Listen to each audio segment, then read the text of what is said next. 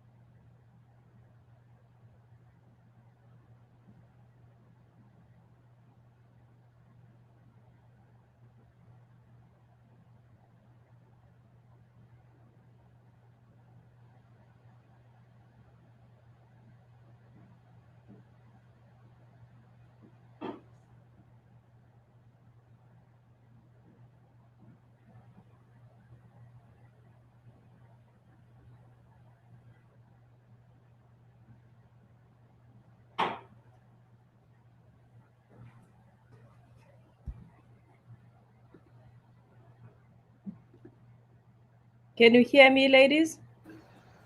Yes, ma'am, we can hear you. We're live.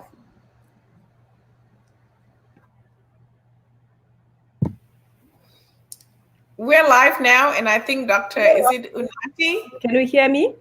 Yeah, Dr. Yes. Unati, I think you're supposed to be introducing yourself. We're live now. I can't hear you. You're not hearing us right now? Yes, we can. I can hear you clearly. I can't hear you guys. We can hear you. Hello, greetings, everyone. I think we can hear you. We can hear you, so you can just introduce the program, and then we can get started. Can you hear me? Dr. Latonya says she can hear me. Dr. Latonya, can you just make the introduction about the program so that we can start? As Dr. Unati sorts out the technical hitches. Hello, everyone. Can you hear me? Yes, we can hear you. I can't hear anyone.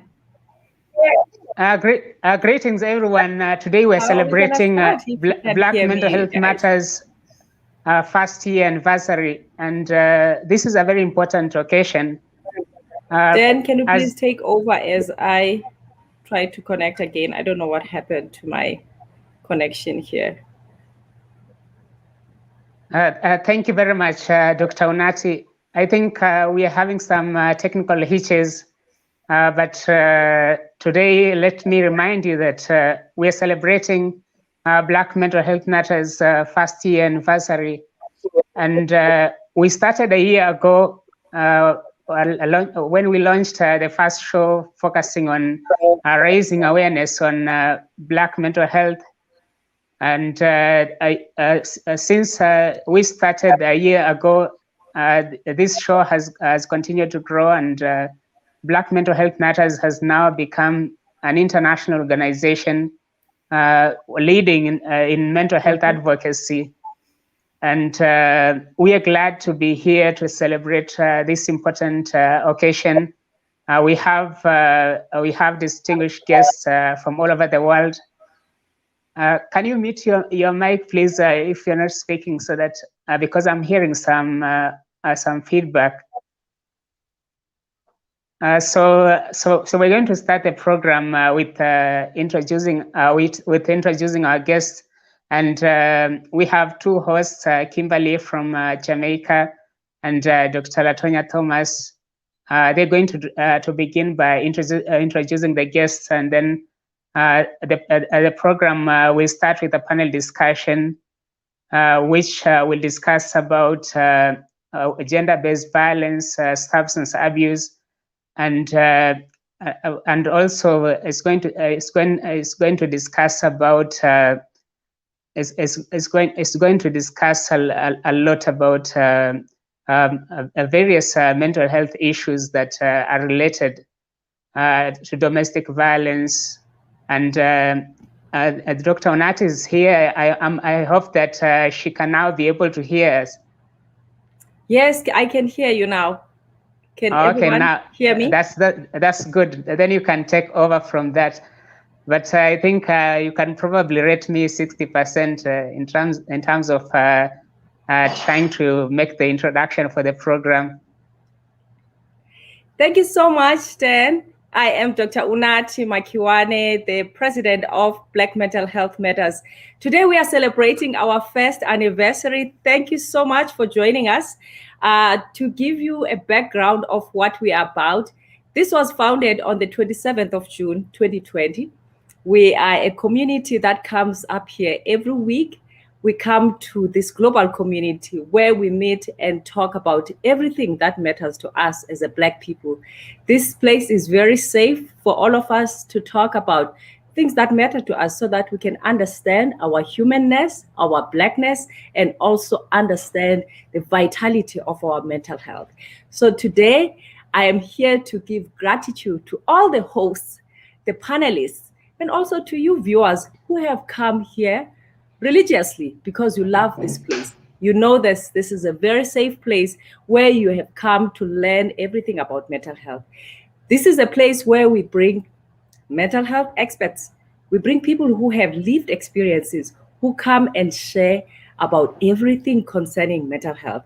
Today, I have a big panel for you. We have a wonderful day packed with packs that will empower each one of us here to live with eradicated myths, to live with informed decisions, because for the longest time, we as a Black people have not really understood the concept of mental health. But today, I would like each one of us, if you have any family member, any parent, any colleague who has mental health problems to have a different view of that person, to have more compassion. If you are a person who is in leadership or who is in authority, to know that these people with these lived experiences of mental health, they have the same needs, they have the same opportunities, they have the same brains we all have.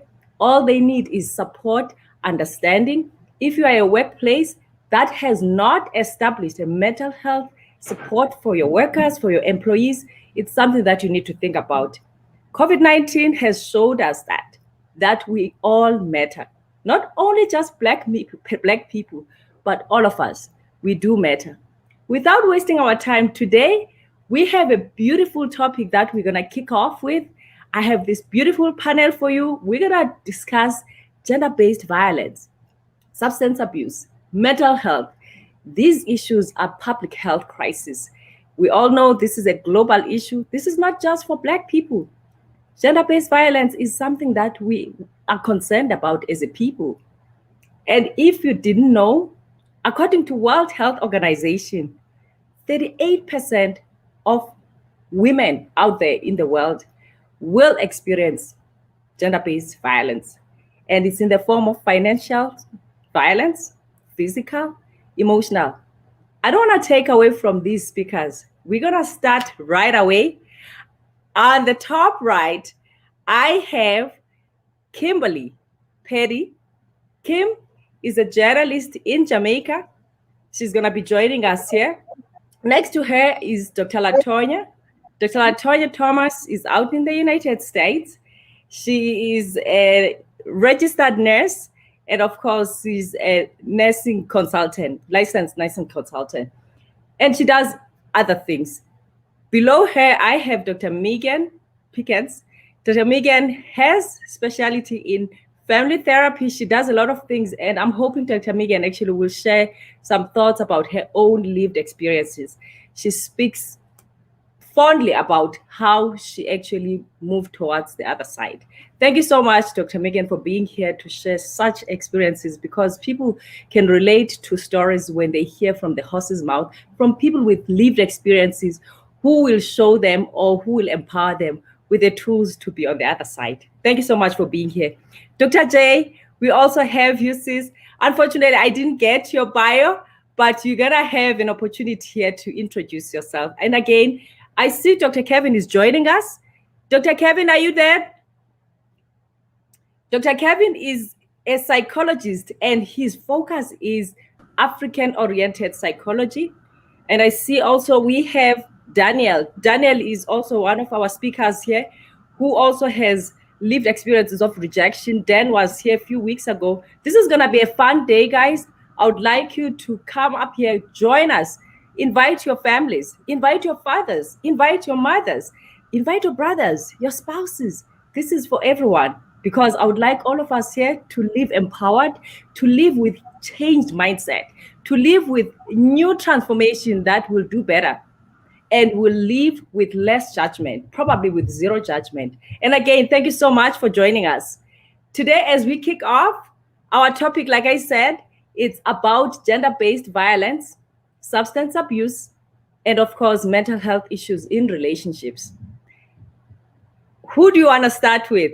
You probably want to know about what Dr. Megan has to share. Dr. Megan, do you want to unmute yourself and share with this community who you are and a bit of what you do, and of course, a little bit of what happened to you and where you are in your life today? Good morning. All right, I'm Dr. Megan Pickens. I'm located in Arlington, Texas, in the United States. I received my PhD in marriage and family therapy last year at Texas Wesleyan University. My dissertation was about high-achieving Black women. I chose that subject because I am a high-achieving Black woman, but I was finding myself in a lot of struggles with relationships. And so when I would talk to my peers, they were having the same issues. And with those issues, we all kind of had some of the same frustrations about being able to be successful everywhere else, but within relationships. And the added component to it was that we had all experienced some form of emotional abuse. And so it was just fascinating to me. And when I got to the PhD level, I said, there's no way I'm not going to do my dissertation on something Black, because I got this far and there's not enough research about us done by us. And I kind of had to fight a little bit to get my research accepted, but I was not backing down. I was told, first they told me, was I sure I was going to get enough subjects? And so I had to let them know that's all I know. And I consider anybody in any level of success to be high achieving, because to me, just like me earning a PhD, somebody who raises 4 and 5 children successfully is a high achieving Black woman. So it's not discriminatory based only on finances. Of course, I had to narrow the research down when I did, my study, so I could get it done and get out of school and use my research. And so one of the topics that I came up with was 10 experiences of high achieving Black women that you never knew about. So do I just keep going, or you have questions for me, or I just jump in? Yes, thank you so much. Actually, Dr. Megan, it's okay. We'll just give to other speakers to introduce themselves. Yes, thank you so much. And congratulations. Congratulations. Dr. Thank J, you. do you want to say something about yourself? Introduce yourself to the community. Yes, of course, I would love to do that. I'm Dr. J. Cisse Kurvali, and it's funny because Megan, I'm in Dallas, Texas, so we are almost neighbors. And I did get my bachelor's actually from UT Arlington, which is in your hood. So it's what a small wall. But I've been in nursing for, I would say, over 20 years. I don't want to say about my age here. And working as a nurse, I encountered a lot of male people that I did, physicians, who encouraged me to move forward and further my education. And I went into a nurse practitioner. From there, I went on and got my doctorate, and I'm here. I did trauma as a nurse, and I did it as a provider as well. And now I own my own family practice in Garland, Texas, which is in the same hood. It's in the Metroplex, and I'm happy to be here. And I also have 5 sisters. It's 5 of us that have a show. It's called The Sister Show. One of my sisters is a OBGYN in her residency in Austin, Texas. One of my other sister is in Houston, Texas, who is a makeup artist. She's a director for Dior. And the other sister did IT, and she is a VP for one of the banks that's based in England, but she's in Las Vegas. And Juka, who most people know, she's the third from me, and she's in LA, and she has her own business. She did accounting as well. So it's a lot of us, but we do have a great show, and we do similar things that you guys are doing. We've done mental health, a lot of health education, a lot of different issues that are facing the Africans that we can make a difference. And I'm glad to be here today, and thank you. Thank you so much, Dr. J. See, this is the beauty of us. We are encouraged. We keep pushing. Congratulations, actually, with your show and your siblings. Next to her is Dr. Latonya will take you, and then we'll move to Danielle. Hey, you guys. So I'm Dr. Latonya Thomas. I've been a registered nurse for 11 years. I'm currently in Houston, Texas. I'm from Louisiana. I've done every area of nursing that you can possibly think of: labor and delivery, surgery, trauma, med-surg, telemetry, pediatrics, float pool. I completed my doctorate last year in nursing practice. I also became a certified legal nurse consultant last year. I became a certified meditation instructor last year as well. And then I respectfully have 2 businesses, one for my consulting business and one for my meditation studio. Currently working on building my brand for my meditation studio, to build that and build it upon my personal story and my issues with mental health, and how that can be a platform and making a safe haven for people to talk about mental health, actually be comfortable, find alternative holistic treatments to deal with these mental health issues that we do. So my main goal is to break that stigma and to be a positive light in the community. And I think I've done just that. That's me in a nutshell. Thank you so much. You're yes. welcome. I can't wait to hear your story. Thank you so much, Dr. Latoya. We'll move to Daniel. Daniel, do you want to say something about yourself? Introduce yourself to the community. Hello, everyone. I'm glad to be here today yet again. I was last here some weeks back. Daniel is my name, Daniel Dileba Dratibi. I'm here in the capital of Uganda. Sorry, we are in lockdown, but we are not locked down really. Much as we are confined in our homes, but for us, we choose to still know that we have life to live. So we are not scared of the lockdown, and I'm glad to be here. I'm a high school teacher, and I've taught for 8 years. After that, I transitioned a bit into the religious work. I'm right now a pastor in one of the churches here in Uganda, and also an author for the book, Overcome Rejection, Turn Your Greatest Dreams into Reality. And I know many of us can realize that rejection is one of the root causes for mental breakdowns and mental health challenges. So I chose to be able to be a voice, to be able to speak through it and let people know that, yeah, we can go through rejections, we can have mental challenges, but we can actually overcome this and we can live our lives to the fullest. So that's why I'm here today to still say a word to each one of us that we have life to live.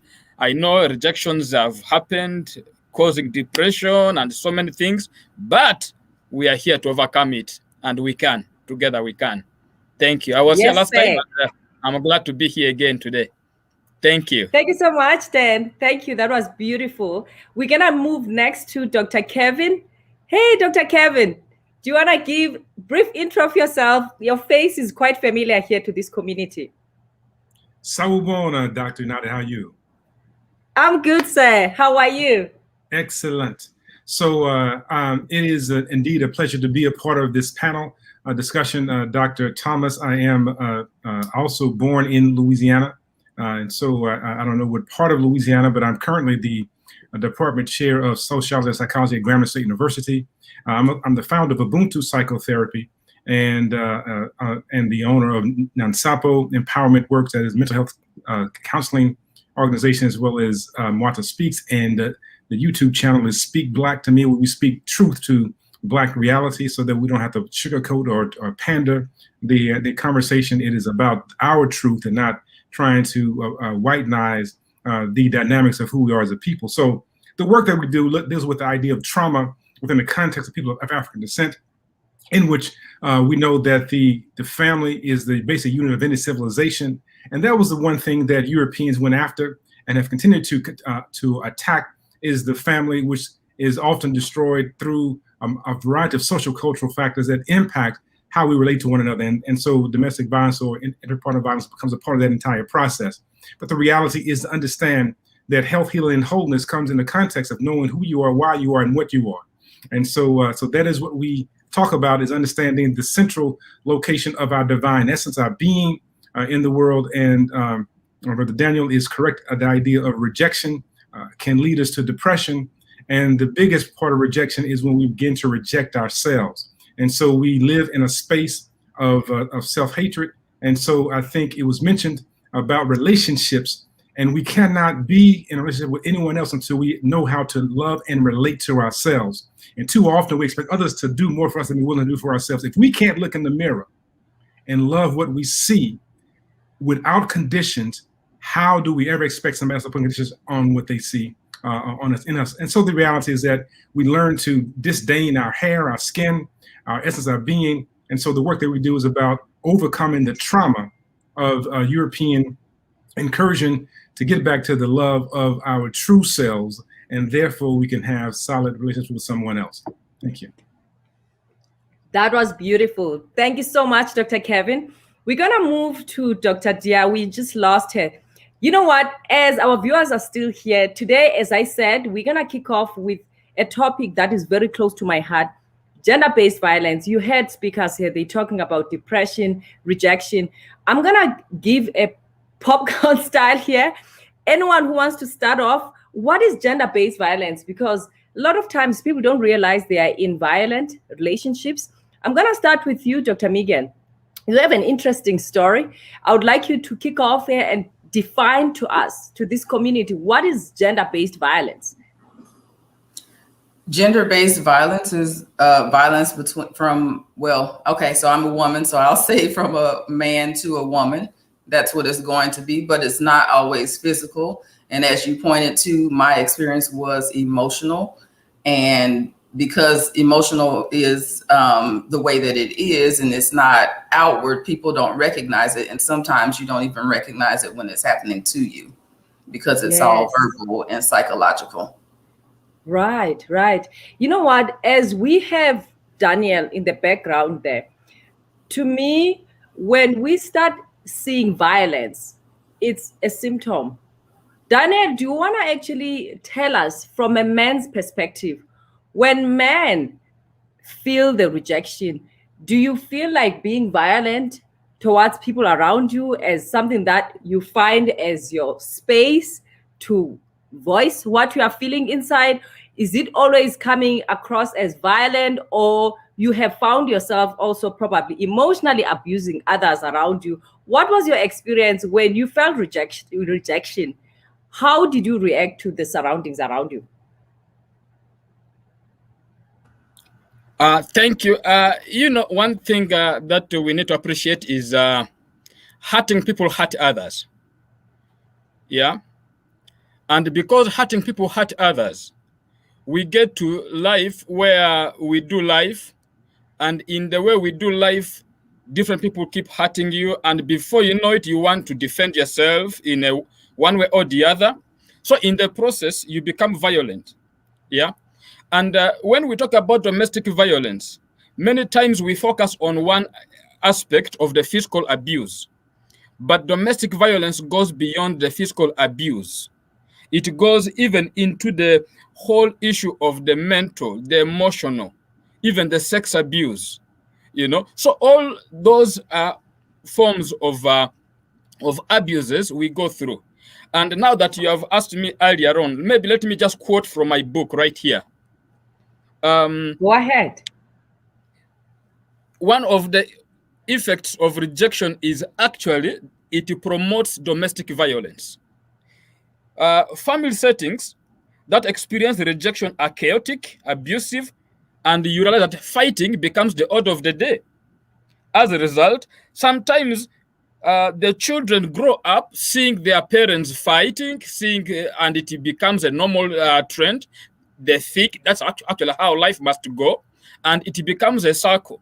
And many times, the people who are involved in domestic violence, if you trace backwards, you realize they grew up in families where domestic violence was order of the day, because they saw their parents fight, they saw their neighbors fight, and they think when something happens like that, the next thing is also to fight.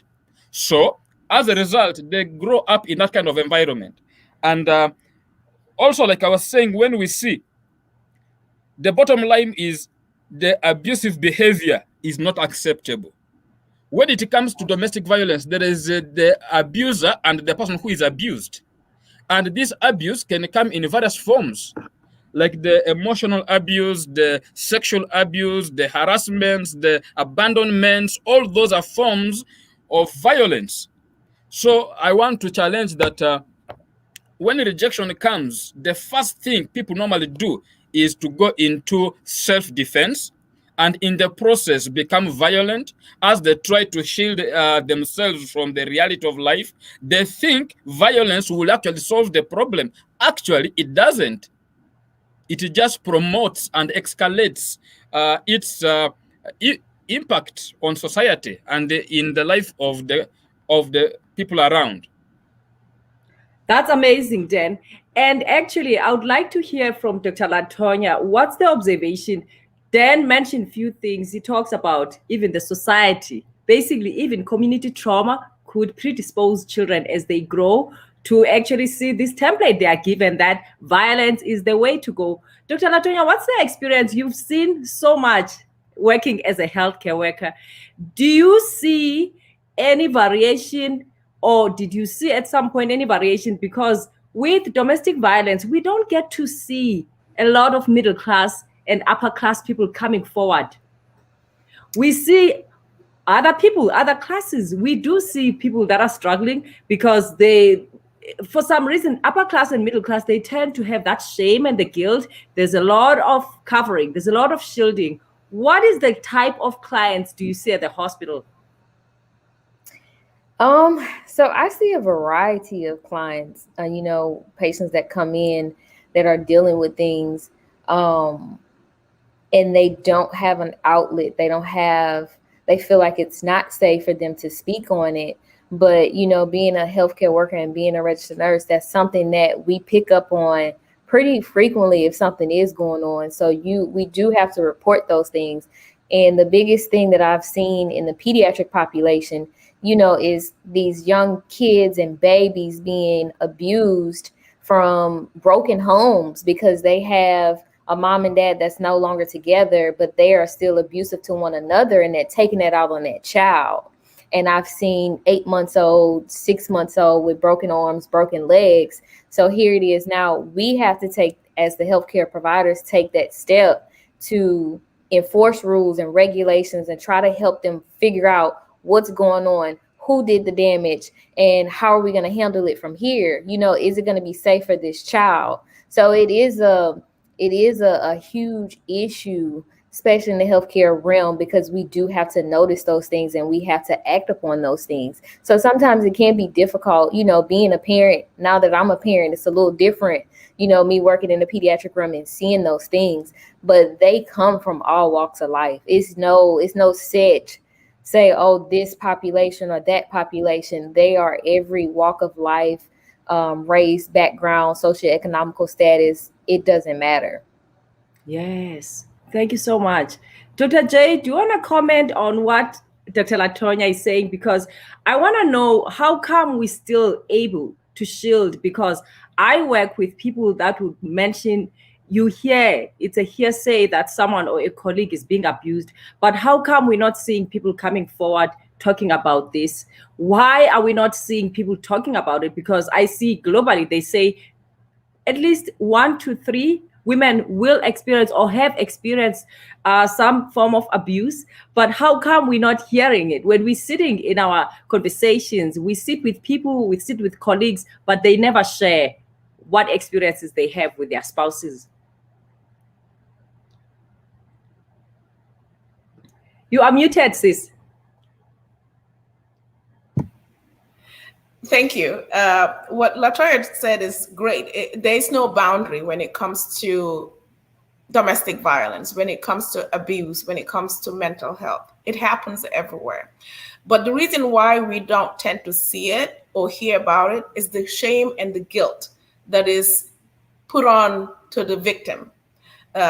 We don't look at the victimizer as the one that's causing the problem. We're looking at the victim herself or blaming the victim, saying, why did you stay there? Instead of trying to figure out what's going on with that person at that moment, it's easy for us to blame people for allowing things to happen.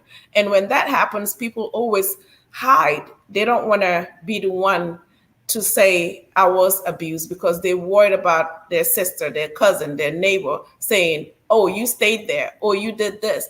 But when you go back, like Dr. Kevin said, when you go back to trauma that happened to that individual, or maybe something that they accepted, their parents accepted, or their mom accepted in that environment, that will continue on with that person, because they're going to seek the same husband that looks like their dad. And maybe their dad was abusive too to their mom, and the mom accepted it. So this is now a norm for this person. So I think there's multiple factors that will have someone not say anything. And sometimes it's even financial. Like when you go back to Africa, we did a show about that, where women will accept certain things because they're worried about losing that coverage, that someone that's going to support them. So it's a problem. And I think until we start looking at the victim and trying to listen to the victim instead of blaming the victim for the act, then it will not change. Thank you so much, Dr. J. You know what? You mentioned background. I want actually Dr. Kevin to take us through this background, because we have seen people who are doing well in their academic settings or socially. We say this person is doing well and is a strong-willed person. Dr. Kevin, how come strong women, as a definition, we say this person is quite a strong-willed person, very intact self-esteem, but they are in abusive relationships? How come they are attracting these narcissistic people and still stay in these relationships? Because when we sit socially, we say, she's such a strong woman. How can she stay in such a relationship? Take us through that. How come they cannot defend themselves in these type of relationships and this type of men they attract? Can you take us through that and how to break that? Well, I mean, that is really heavy, a lot to unpack in a short space. But what I will do, I wanted to go back and commend Dr. Pickens on completing her degree and having the wherewithal to continue to make sure that her topic is addressed, even in a space where people did not want to honor her reality. That is a very common phenomenon for us within various programs, where as we have the idea, the thought, and the vision, and yet we are disavowed from having some credibility. So thank you for continuing, and Dr. Thomas, congratulations to you as well. So I wanted to make sure that we address something else as we talk about the idea of the profile of a person who can stay in a relationship. Too often we have the conversation in the direction of a woman being abused by a man. And we talk about, Dr. J was very clear when we talk about the shame and guilt and that goes along with that. Think about the shame and guilt that goes along with a man who's abused by a woman. And so that conversation is not talked about very much. And so, and Daniel was very clear about something. And so we talk about the profile here in this short conversation, is that oftentimes we have to understand that also men are abused. I've had clients, and just came from a court situation watching this take place where women are very abusive towards men. What gets acknowledged is the way that men handle types of abuse, whereas women would typically talk through the abuse and have the verbiage. And so we know that biologically, typically females speak earlier than do males. That is not the absolute, but that's a part of a norm. And males typically have gross motor skills more advanced than females, which means typically what happens is that males will take it to the park, take it to the ground, take it to the grass. So we're not going to talk a whole lot. We're going to get physical with the situation. Women will talk things through. And so when you talk about the breakdown or the abuse that takes place, the verbal abuse of disavowing a person in a relationship who's dealing with some other dynamics in a society creates a condition by which there's this major blow up. Doing research with Black men, this is going to make this will make it all make sense. Black men were talking about working in corporate America, and they said the toughest part of their job was to be able to sit for the happy hour afterward with their coworkers. For them, the happy hour was driving home. Now think about a person who's on a job trying to navigate a space where they're perpetually being questioned, just as Dr. Pickens was questioned about her topic, being questioned about every decision that they make. And then they get home and somebody says what they don't have or what I need and what you haven't done. It's like, wow, look, the one place that I can find peace, I can't even get peace here. And so we have to recognize that there's a lot that goes into our relationships. And so the question that you asked is, what is the profile of a person who would stay with an abuser?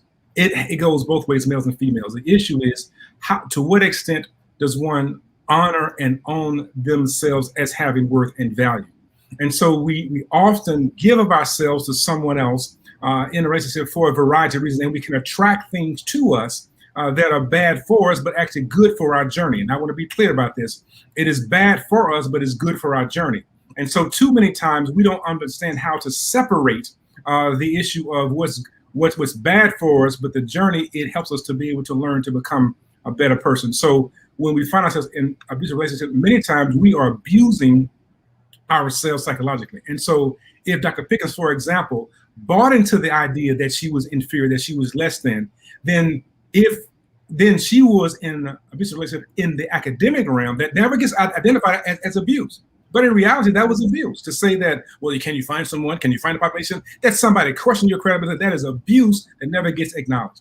But if she didn't hold firm to say, yes, I know who I am, then they would have run roughshod and obliterated her. The idea is the same thing in relationships. We have to understand who we are and that we have value and worth. And many times it takes sometimes those knocks that aligns us with our purpose. But I want to be clear about this, Dr. Unati, is that we often focus on men as abusers.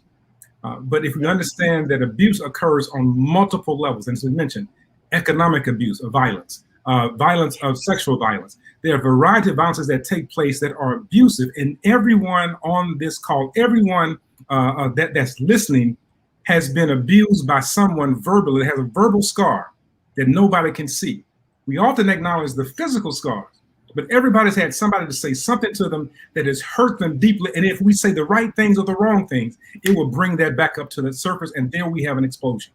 So we have to understand that if everybody's walking around with hurt and pain, then we have to be able to understand how not to hurt one another, because as Daniel said, hurt people. And so we have to learn to build one another. And that's the power of relationships, is building up one another to be stronger, because when you are strong, I'm able to be stronger, and therefore we're stronger together. I loved it. Thank you so much, Dr. Kevin.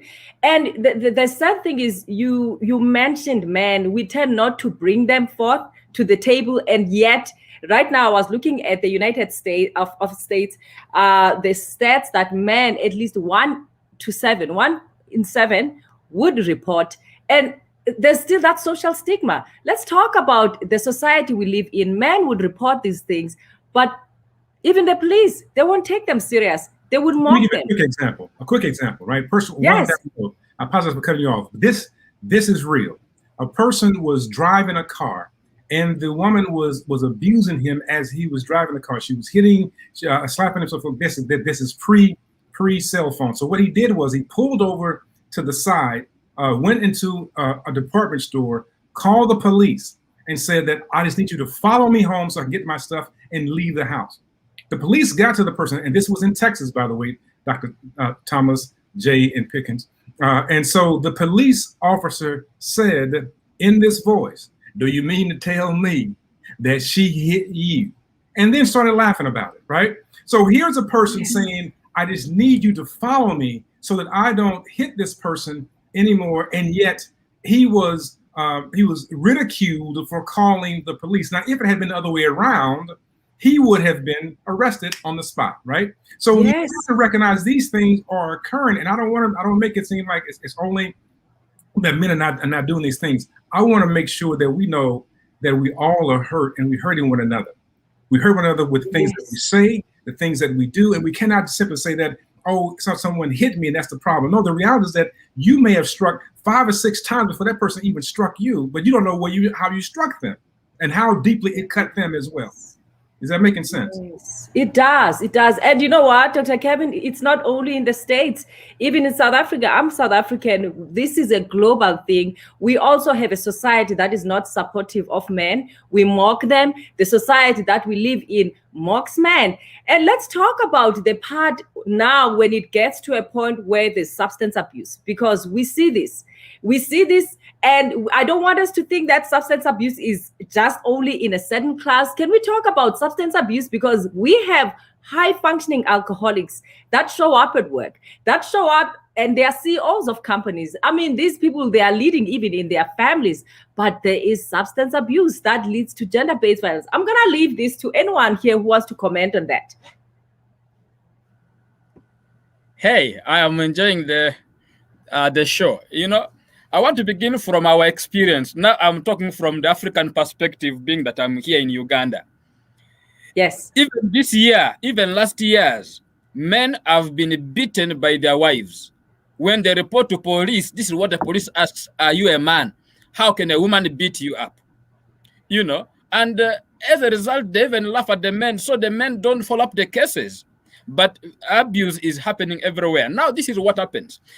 Where a man, for example, here in Uganda, where a man has been abused and he wants to share his experience, he is stopped. He's told, you be a man.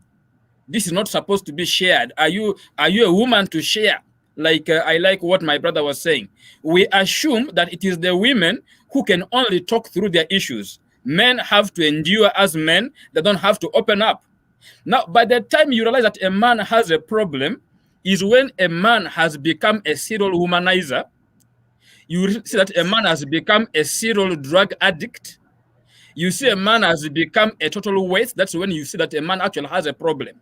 Then you say, oh, let's help this young man. But by the time he needed help, nobody was there to help him. Because this was a man who was struggling, who has been abused, who has been harassed, in all forms. And when he tried to speak it up, he was stopped from speaking. So the only way he can then have is he shuts up, gets isolated from people because he doesn't see any help coming anywhere else now. So the only thing now he does, transfers all his frustration to alcohol and other drugs in order to feel good. But actually, even that is also another way where he's actually destroying himself more. But then like I was saying earlier on, abuse comes in all forms, in all kinds of relationships. Anyone can be abused, but the biggest problem is from the upbringing. You do what you know, and probably what you know is what actually you have seen and what you have practiced, right? Now, when you grew up in a community where your parents have been fighting, the neighbors are fighting, people are taking these drugs for free, and it is just for fun, definitely you will be part. That explains why somebody can be in an abusive relationship but doesn't quit. Why? That is how they saw their parents stay, so they can't quit. That is how they saw their neighbors stay, even after being beaten and flogged and stuff, because that's what they saw. And that is how the environment has conditioned us. And that is where we are now saying, no, look here, this has been there. Some of these things came because of the inferiority complex that came from other sources, from other, people. Can we now rise up as Africans? Can we own these things? Can we rise on our feet and say, you know what, enough is enough? We want to have a better lives for all Blacks. We want to have a better lives for everyone, not only Blacks, but all races. Can we get our butts up and we begin to realize this, and we begin to take the actions that needed to be taken? Because that is how we've been conditioned. That is how we were raised, being told that you're not good enough, being told that this is not for you. This is then at the end of the day, only what we do is feeling sad. We feel empty. We feel hopeless. So the only thing we want to do is to have an angry outburst to be able to show that I'm also yet here in existence. But actually, it is coming from that place of emptiness. That was mouthful. I loved it, Dan. And you keep mentioning the society because we tend to underestimate how the influence of societies we live in. Look at when a child is living in a situation where there's gangsters, and that's basically the introduction of life. Let's talk more about the symptoms of the mental health mental health struggles that come with this abuse. I'm going to let Dr. J say something on this. What are the symptoms so that people can realize that this is abuse that I have, this is anxiety that I have here? Because we can't deny that people even live with PTSD, post-traumatic stress disorder, from gender-based violence. Thank you. That's really important, because the symptoms is what will help us identify the people, or the people themselves be able to identify themselves as being a victim, or as having depression, or having any other psychological issues that was created by the violence itself. When he said society has a lot of influence on how we behave and how we act. Now, if you were in an environment that created that negative impact on how you view yourself as an individual, you are already withdrawn. Now you get into a relationship, whether it's a man or a woman, and now the things that you've learned in the past that are still in your memory, that you still, the abuse that you lived in the environment, whether it was coming from your mom, your dad, or the neighbor, or the brothers, or someone in school that was very abusive. Now you're grown and you see the same thing that's happening in your environment. Most people will either hide and be very seclusive. They don't want to be associated with a lot of people, because if they do, they would lash out, because you get agitated easily, you get angry easily, because you're becoming depressed. You're reminding yourself of the past. Now you're depressed because of the past, and you're seeing it in your future. You think there is no way for you to go. What are you going to result to? You're going to result to being angry, difficult to communicate with, and people will call you difficult. Now, people calling you difficult lead you to be even more difficult, because then you want to isolate yourself. So it's almost like a cycle. You grew up from a difficult environment. Now you yourself see the environment as difficult. Now people are calling you difficult because of you're angry. You don't know how to express yourself. So it's like, where do we go from here? How do we help these people? If we call them difficult because we don't understand where they're coming from, we don't understand what's going on in their heads. So I think as a society, for us to help ourselves to change, we all have to look at within ourselves. Because I always tell people, if you keep crying out loud, we have a problem, we have a problem, we have a problem. You as an individual, what are you going to do towards that problem to make a difference? Because if we all know we have a problem, what are we going to do individually to make a difference? Because I can't make you make a difference. I cannot make anyone else on this panel make a difference. But who I am in control of is me, myself. What can I do as a Black woman, as a Black person, help my community to make a difference? And I think if I can make one change by not calling someone difficult and try to understand why they're difficult, maybe I can help that. That was empowering, Dr. J. You know what, Dr. J, lately I have learned to say what happened to this person. Once we start understanding people's behaviors and how they are coming across, and stop the notion of what's wrong with you. We come from a place of love and compassion, like Dr. Kevin. We injure people with our words every day, and we don't realize the scars we are causing on people because they are not visible. So this is actually a very good panel to give us to that awareness. So how do we heal? Dr. Megan, I would like to hear from you. What advice would you give to a man or to a woman here who is going through emotional abuse? How does she or does he move forward? I second what Dr. J said about having, you as an individual making changes. As I practice in marriage and family therapy, one of the things that I liked about it is that it is systems focused. And so what we learn is that if you make one change in the system, then you affect change in the system, but you cannot make people change, as she said. Now, I don't necessarily, I am in the mental health field, but I do understand that all the previous theories are written by white males for white females, and then secondly, white females. So I do understand that those need to be adapted and become culturally competent so that they are helpful to us. The first step that I would say that somebody needs to take, and when I'm speaking to the people that have experienced this, is to set that first boundary.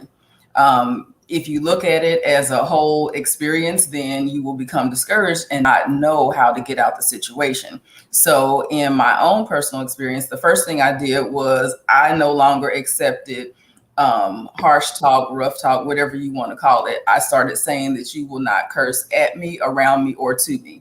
And that was my hard boundary. And I maintained that for quite some time before I moved to the next thing. Now, when I'm talking to my clients about it, I'm also letting them know, because I learned from experience, that you have to get ready for the fight when you do that. And it might not be a physical fight, but people do not like you to set boundaries because it no longer benefits them. They are unable to use you, run over you, or whatever they may be currently doing. So when you set boundaries, you are ready for a psychological battle. And so that's where I would say to start off by setting that one boundary, holding it, sharing your experience with someone that you trust. It doesn't have to be a bunch of people, but you need to have a backup just for safety purposes, and go forward from there. Have a plan to get out, though, if you need to, or stay, but be ready for battle either way. That's powerful, Dr. Megan. You know what? I would like to hear from Dr. Latoya. How do we advise a person who gives a reason for staying? I'm staying for my children. we hear this a lot. I'm staying for my children. I don't want to separate from their father or from their mother because they need to be here with us. How do we empower people, our viewers here, to understand healthy co-parenting? I think the huge ordeal with that is you can't be, if it's an abusive situation and you've gone through these things and you guys are not being cohesive and being able to co-parent as a whole, it puts a huge strain on the relationship itself. And then you project that onto your children, and that's something that you don't want your children to see. So it's kind of hard to, I know from experience, to try to accept that, hey, this relationship is ending. This is what we have to do. And it takes time. It takes time and it takes effort from both parents to say, okay, I'm not happy being in this situation, so this is what I'm going to change. But knowing the end goal and the end result, and you both agreeing on that, being able to move forward would make you co-parenting so much easier. And I wouldn't advise, like I said, for you to stay in a relationship or to stay in a situation because you want to maintain the cohesiveness of the family, because it's not going to be beneficial to you. It's not going to be beneficial to that person, and it's not going to be beneficial to the children, because it's not fair to the children. They should have a happy environment. They should be able to thrive. They shouldn't have to be able to say, oh, I have to choose between my mom or my dad. It should be something that is happy, cohesive, and they are able to co-parent successfully to ultimately bring out the best in your children. No matter what your situation is or how I grew up and how he grew up, those things shouldn't even be the focus anymore. It's about breaking those generational curses and those past behaviors that you're used to make that change and actually bring about a change to your children. Love it. And if I could just jump in and dispel a myth that people have about what Dr. Thomas said. People will tell me all the time, oh, my children have no idea what's going on. We don't fight in front of them. We don't curse at each other. We don't do anything in front of them. But I have seen children, and they will come in the office and they say, my parents think I don't know that they hate each other. I wish they would get a divorce. I've seen them fight. They don't like each other. They don't hug. They don't even talk to each other. And those are things that children do pick up on. The parents think they're hiding, but they're not. And so they are passing down those same kind of negative reactions to their children, who then pass on through generations. I couldn't have said it any better, Dr. Megan. We hear this all the time in clinical practice. And the sad part is parents don't realize the energy, because children, they pick up energy. They're angelic. They pick up energy even when there's some discord in the family. Thank you actually for amplifying that. I would like to hear from Dan as a pastor, because there's a role these leaders have on relationships. Let's talk about the religion. How does it play a role in this? Because we've seen pastors or people who that's Christian, or maybe people who are in Muslim families, where they are told not to leave this marriage because the Bible says stay together till the end. I would like to hear you and also Dr. Kevin. How do we advise people who are unfortunately flooded with all of this? Because I feel it's a religion more than being rational about these situations. Thank you. When it comes to issues of relationships and marriage in that matter, one thing we need to appreciate is always I ask people who come to me for counseling, who come for counsel. And when they're having issues, my first question normally to them is, how did it start? How did your relationship begin? What brought you together? What was the cause of attraction? How did it actually start? How did your journey of friendship and marriage begin? And then along the way, that's when you discover some of these challenges coming in. But then you go back to what the Bible teaches. Yeah? Then you ask, okay, so what is it in the Bible for us? Because all begins from the foundation. If the foundation be destroyed, then there's nothing we can do. That's what the Bible says. If the foundations be destroyed, what can the righteous do? So it all begins from the foundation. If you met somebody who If you met somebody who has been heartbroken and maybe has been abandoned and rejected and is all there by themselves, maybe they are in a bar, and then you meet them from the bar, and then you want to take them to church, and then you want to begin marriage. You know, it doesn't work. How is the foundation of the relationship? If it has been a shaky one, then definitely nothing will move. I am one person who doesn't believe in divorce, and I'm also one person who doesn't believe in suicide and murder. Yeah. So it is. Go ahead, then. Yeah. So I'm saying here, it all begins from how did the relationship begin? Who were involved in it? Because that also has a bigger holding to do with its structures. If the foundation of the relationship is not built properly, then even in the church may not have anything to do much. That's true. That's true. But we do see, though, some pastors who continue with the advice, with the counsel that make it work. How do you make it work when it's such? Dr. Kevin, I would like to hear from you. What are your thoughts about the impact parents also have in this young couple or this couple or their relatives? Because as Black people, we are an extended family structure. You want to divorce or you are going through stuff with your spouse. What is the role of parents? Because we've seen parents also contributing heavily and negatively on couples and keep them pushing forward, despite seeing things that are not working. What is the solution for such couple? So you're absolutely right that social cultural systems can actually impact relationships. And so the church is one of those. And I'm also a priest. And so we talk about the idea of how many times how religion can create a condition by which there's a false expectations, and then it can cause a lot of confusion in relationships. And so the idea about what the marriage bed is about. Well, if there is abuse in a relationship, then the marriage bed is not sacred in the first place, right? So we have to be clear about the languaging, and we use religion, whether it is an Abrahamic religion of Islam, Judaism, or Christianity, or even using Ifa or Akan. Any religion can be used to create something that could be very harmful and extremely helpful. So when we talk about, you mentioned, Daniel mentioned the idea of the Bible, talk about the issue of a covenant. Marriage is a covenant. It is an agreement. Agreement has parties agreeing to how it will be conducted, what will take place, expectations. So in reality, marriage is a business.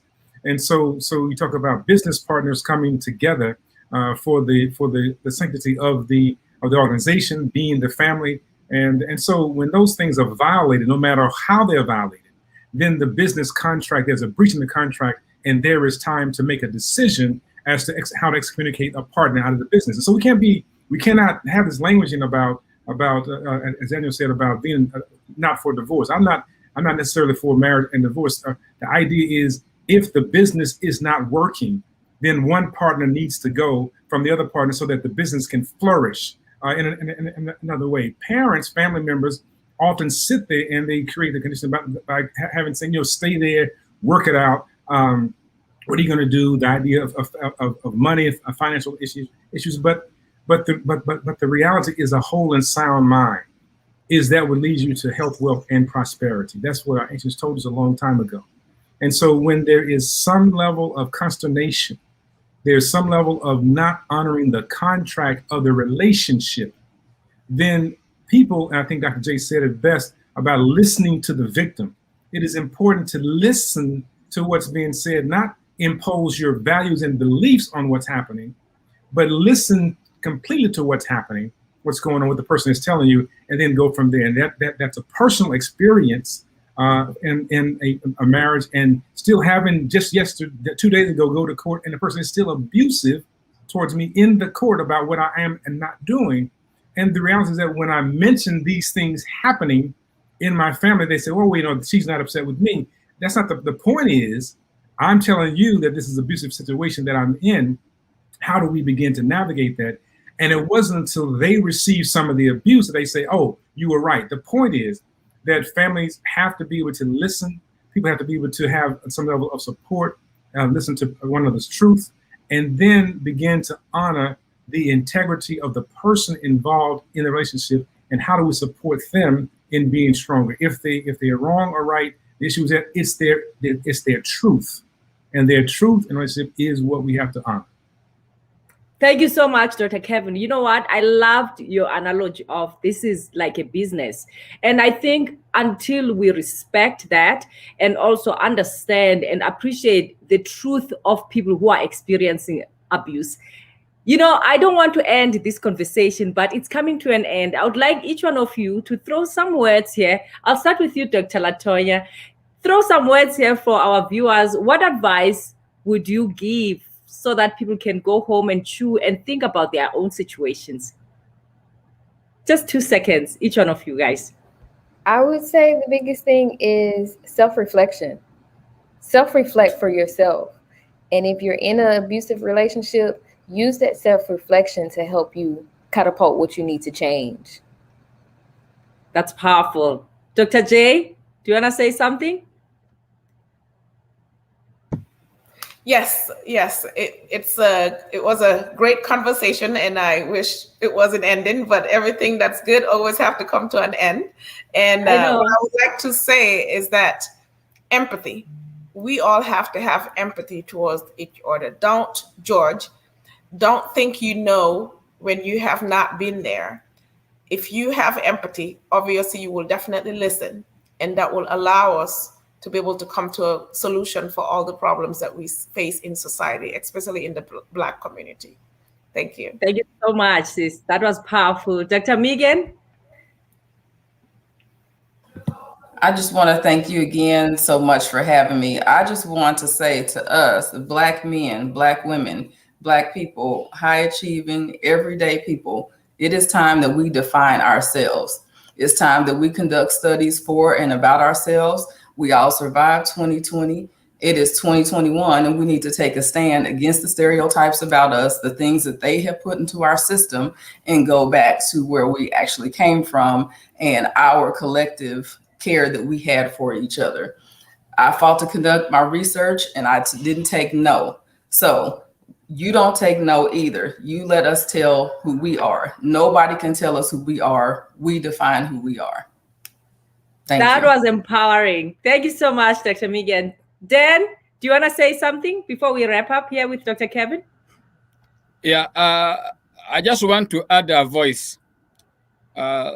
Conditions have conditioned us to be where we are. But when we realize who we are, we will not settle for what is not actually meant for us. But then to get out of there, I want to challenge that let's invest in ourselves. Let's invest in ourselves and get out of the dust, shake off the dust, and keep moving. Thank you so much, Dan. Dr. Kevin, do you want to give your last words here? Last word, right? The basis of all love is self-love. And so we must understand that we have a lot to love. And so when we love ourselves, we know how to demand others to treat us with respect, dignity, and with honor. And so it is an honor to be able to be a part of this, to be able to share with such powerful people. And we have to stay in touch. I put my email in our private chat because I want to stay in touch. I want to do more work. But the basis of all love is self-love. And self-love does not mean to be selfish. It means to have honor for the divinity of one's reality. And so I know that I'm a seed of a seed of a seed of a seed of the seed, therefore. That was amazing, Dr. Kevin. To our viewers here, I can see you are still here. As the speakers poured to our hearts, let this be something we're going to go home with, digest it, absorb it. As Dr. J said, let's practice empathy, compassion for others. Let's come from a place of what happened to her, what happened to him. Let's learn to understand people. More than anything, let's love ourselves. Let's go back to our divinity as a Black people. The beauty about being Black, we are an very integrated system. I wish for us to go back to that and respect each other, love each other, and change the narratives and the stereotypes about Black people. Again, thanks so much. Stay with us here. We're going to our second part of this conversation. From me, Dr. Unati Makiwan, I wish you all the best. Keep inviting your families, your friends, your dads, your mothers. This is a big community that we are growing, and it's for everyone, whoever you are, wherever you are around the globe. This is your home. I challenge each one of you, invite each person in your life to be part of these conversations. Again, thank you so much. Stay with us here. Second part is coming. Again, thank you so much to our viewers and of course to our panelists.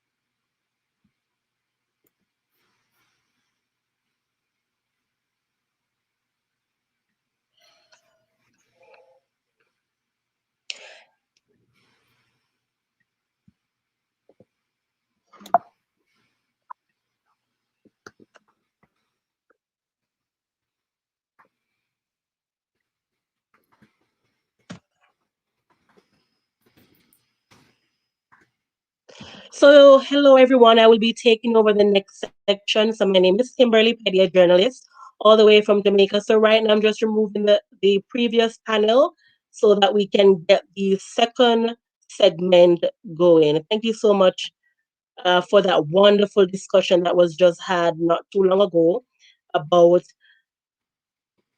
substance abuse and domestic violence issues and mental health issues in relationships.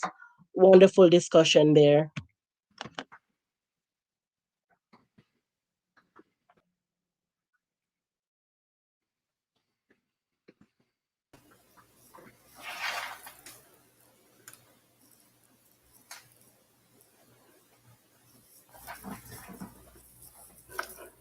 Hi, can you guys hear me?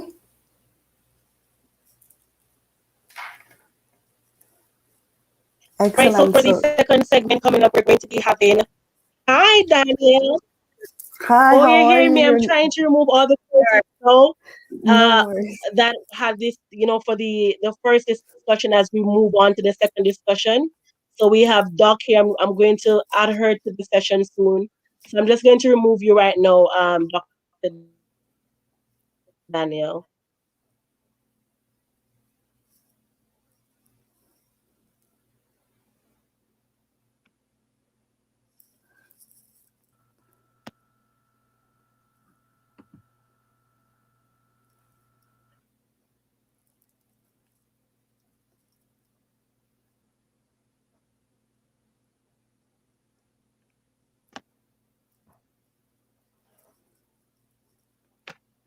Just a little technical difficulty here. Just a moment as we get the next section going.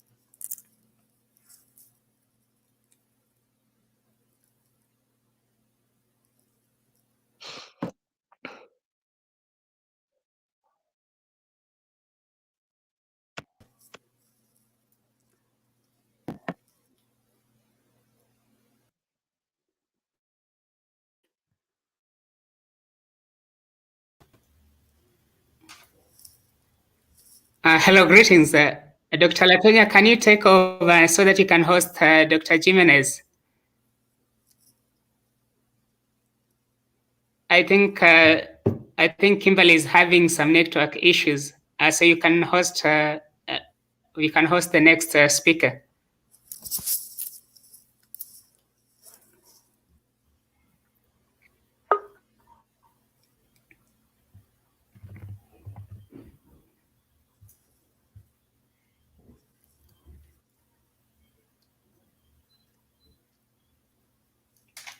Unmute yourself.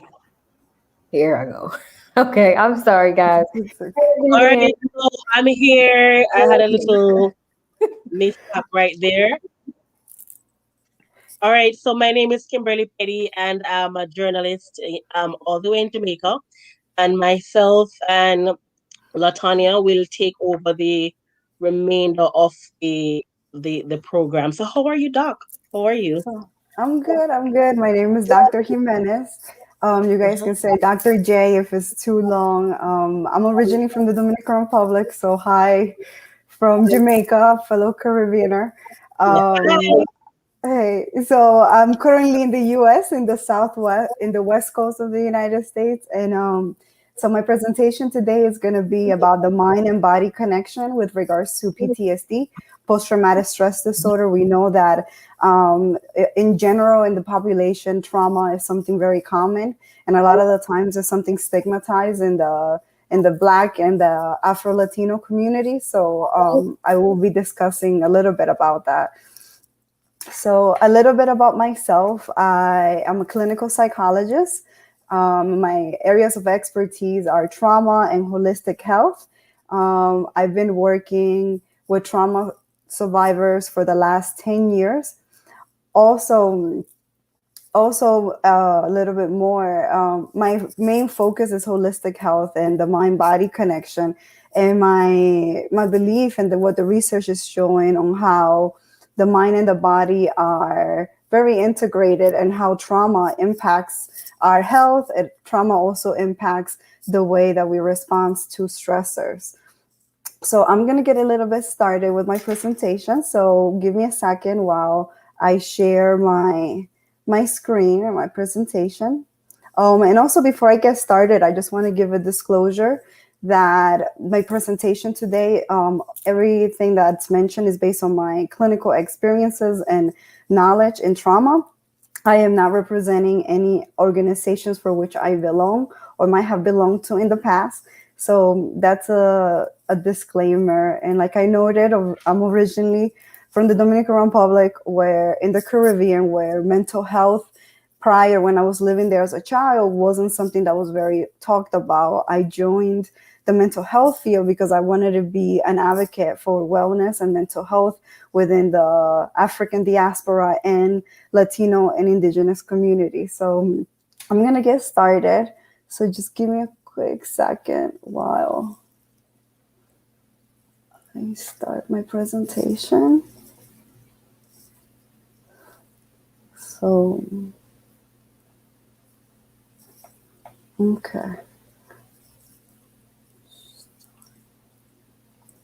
Are you guys able? There we go. So just give me a quick second while I present. So my discussion today is going to be about post-traumatic stress disorder and the mind and body connection. As you know, I'm Dr. Jimenez. I'm a licensed psychologist. So the mind-body connection is very important when it comes to our health. And for a lot of years, we haven't noticed, right? The research always was ignoring psychology and the mind. But what the research is showing that trauma does impact the mind and the body, and this does have health consequences for us in the long term. So what is the mind-body health connection? The mind-body health connection is basically the mind and body are not seen as separately. They're both functioning together at the same time, but as one functioning unit, right? Before, when we go to the doctors, we tend to go to our primary care doctors. We might go to a psychologist. We might go see another specialist, but everything is interconnected. So experiences that we experience in the mind, whether we experience stress or emotional difficulties, that also impacts our health. So the mind and emotions are viewed as influencing the body, and the body in turn influences the mind and emotions. So today we'll be discussing what is PTSD, post-traumatic stress disorder, and its impact. So what is PTSD? So post-traumatic stress disorder is a response to trauma that consists of specific symptoms. So my frame of reference, I'm going to be using the DSM, which is the diagnostic criterion by the American Psychiatric Association. I know that the DSM is a great tool that we use here in the United States, but it also has a lot of limitations as well. Sometimes it may not take into consideration a lot of cultural factors, but I'm not going to focus on that today for my presentation. So when it comes to trauma and PTSD, right? PTSD is when the individual is exposed to death, threatened death, or actual serious injury, or threatened sexual violence. Either the person was directly exposed to this traumatic event, either they witnessed it in person, or indirectly they learned that a close relative or a close friend was exposed to a significant trauma. So for example, in that case, it might be if all of a sudden you find out that your spouse was murdered, that's when we learn about it indirectly. Also repeated or extreme indirect exposure to aversive details of events, usually in the course of professional duties. So this right here is related to people like myself who are a psychologist, or people that are first responders or firefighters or medical doctors. Sometimes due to the nature of our jobs or cops, we might see very traumatic events and hear about traumatic experiences. And if we start struggling and developing these symptoms, we could also develop PTSD.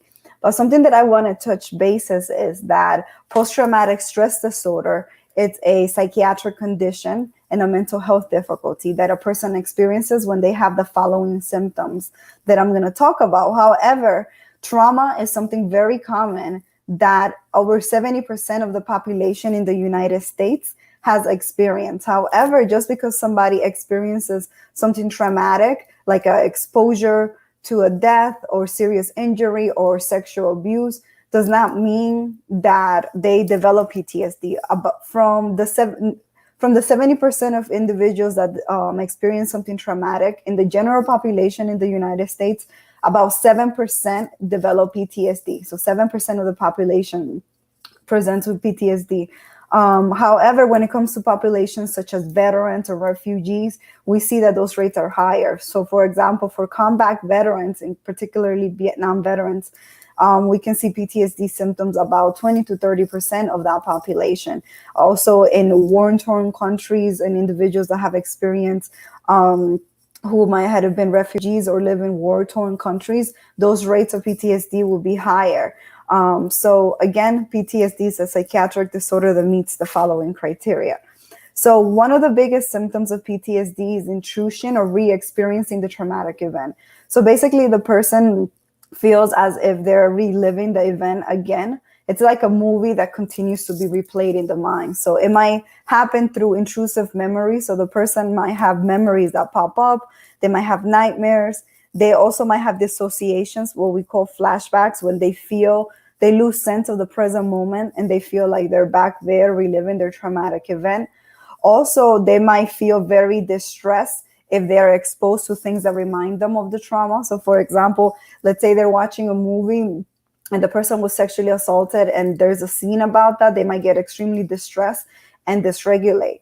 Also, they have physiological activity, right? So their heart starts racing, they experience that fight-flight response, such as their heart racing, their stomach turning, sweating, they might feel jittery, and a host of other physical symptoms. So out of these symptoms, we need at least one symptom for a diagnosis for this category, for the whole diagnosis of PTSD. Another category to diagnose PTSD, the person must be experiencing avoidance. So because of the traumatic event, the individual then starts avoiding things that reminds them of the trauma or that might be associated.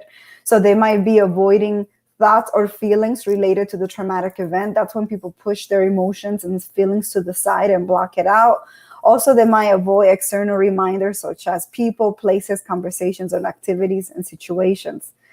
They also might have negative mood changes. So they might have trouble recalling memories about the event. It's not that the event didn't occur, it's that the mind blocks certain memories because it wants to protect us from experiencing PTSD or experiencing the host of of mental health difficulties. Also, negative beliefs about ourselves, others, and the world, such as the world is dangerous, I'm not bad, there's something wrong with me, other people cannot be trusted. They also might blame themselves a lot or other people for causing the traumatic event. A lot of the times individuals might feel like they did something wrong and they have a lot of shame. They also might have negative emotions such as fear, horror, anger, guilt, or shame. And they also have lose interest in activities that they used to enjoy because they're feeling depressed and not in a good mood because of what the traumatic event occurred. And also, again, these symptoms are probably usually tend to happen a month after. When a person experiences something traumatic, within the first month, we do not expect them to not have this. It's very normal to have these experiences when we have a traumatic event. The problem is when months, years have passed and we still continue to have these symptoms, that's when it becomes more problematic. So I just wanted to make that difference, that when a traumatic event happens, it's normal for us to feel angry and go through grief, sad, and depressed. The problem is when those symptoms continue to prolong beyond the grieving stages. Also, the people start feeling alienated, they might socially disconnect, and also they might feel like they cannot feel positive emotions. So from this category, they need at least 2 symptoms to meet this criterion. The next one is changing arousal and reactivity. This is when the person might become irritable or aggressive. They might get engaged in self-destructive or reckless behavior, such as substance use, speeding, high-risk sexual behaviors. They might also feel hypervigilance, exaggerated startle response, basically very jumpy, even when they're living their day-to-day. And they also may have problems in concentration and sleep disturbances. So 2 symptoms from this category are needed. Also, so in order to meet criteria of PTSD, an individual needs to meet symptoms in the categories that I presented, such as intrusive thoughts, memories, and emotions, also avoidance and negative mood, and as well as high increased physiological reactions. Some other associated symptoms of PTSD is survivor's guilt. The person might feel, this is, for example, somebody that, let's say they were a refugee and they were able to come to the United States or another country and leave. They might feel guilty for leaving their family and community behind. Also, like for veterans, when they feel like they survived and others didn't. So other might be depression, including feelings of hopelessness and helplessness. A lot of the times PTSD and depression are very hand to hand. They also may have trouble with executive functioning and cognitive functioning. They might have troubles with attention, being able to focus. They might have poor focus and concentration.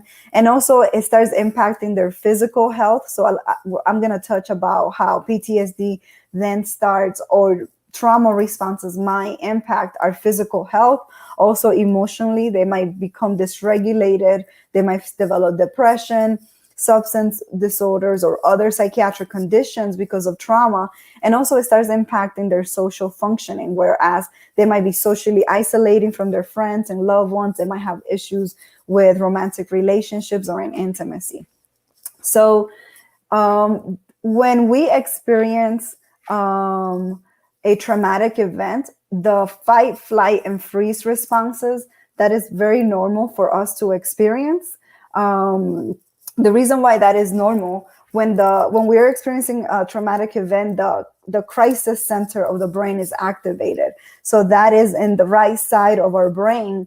The amygdala is activated because that is our primitive area of the brain, which manages emotions.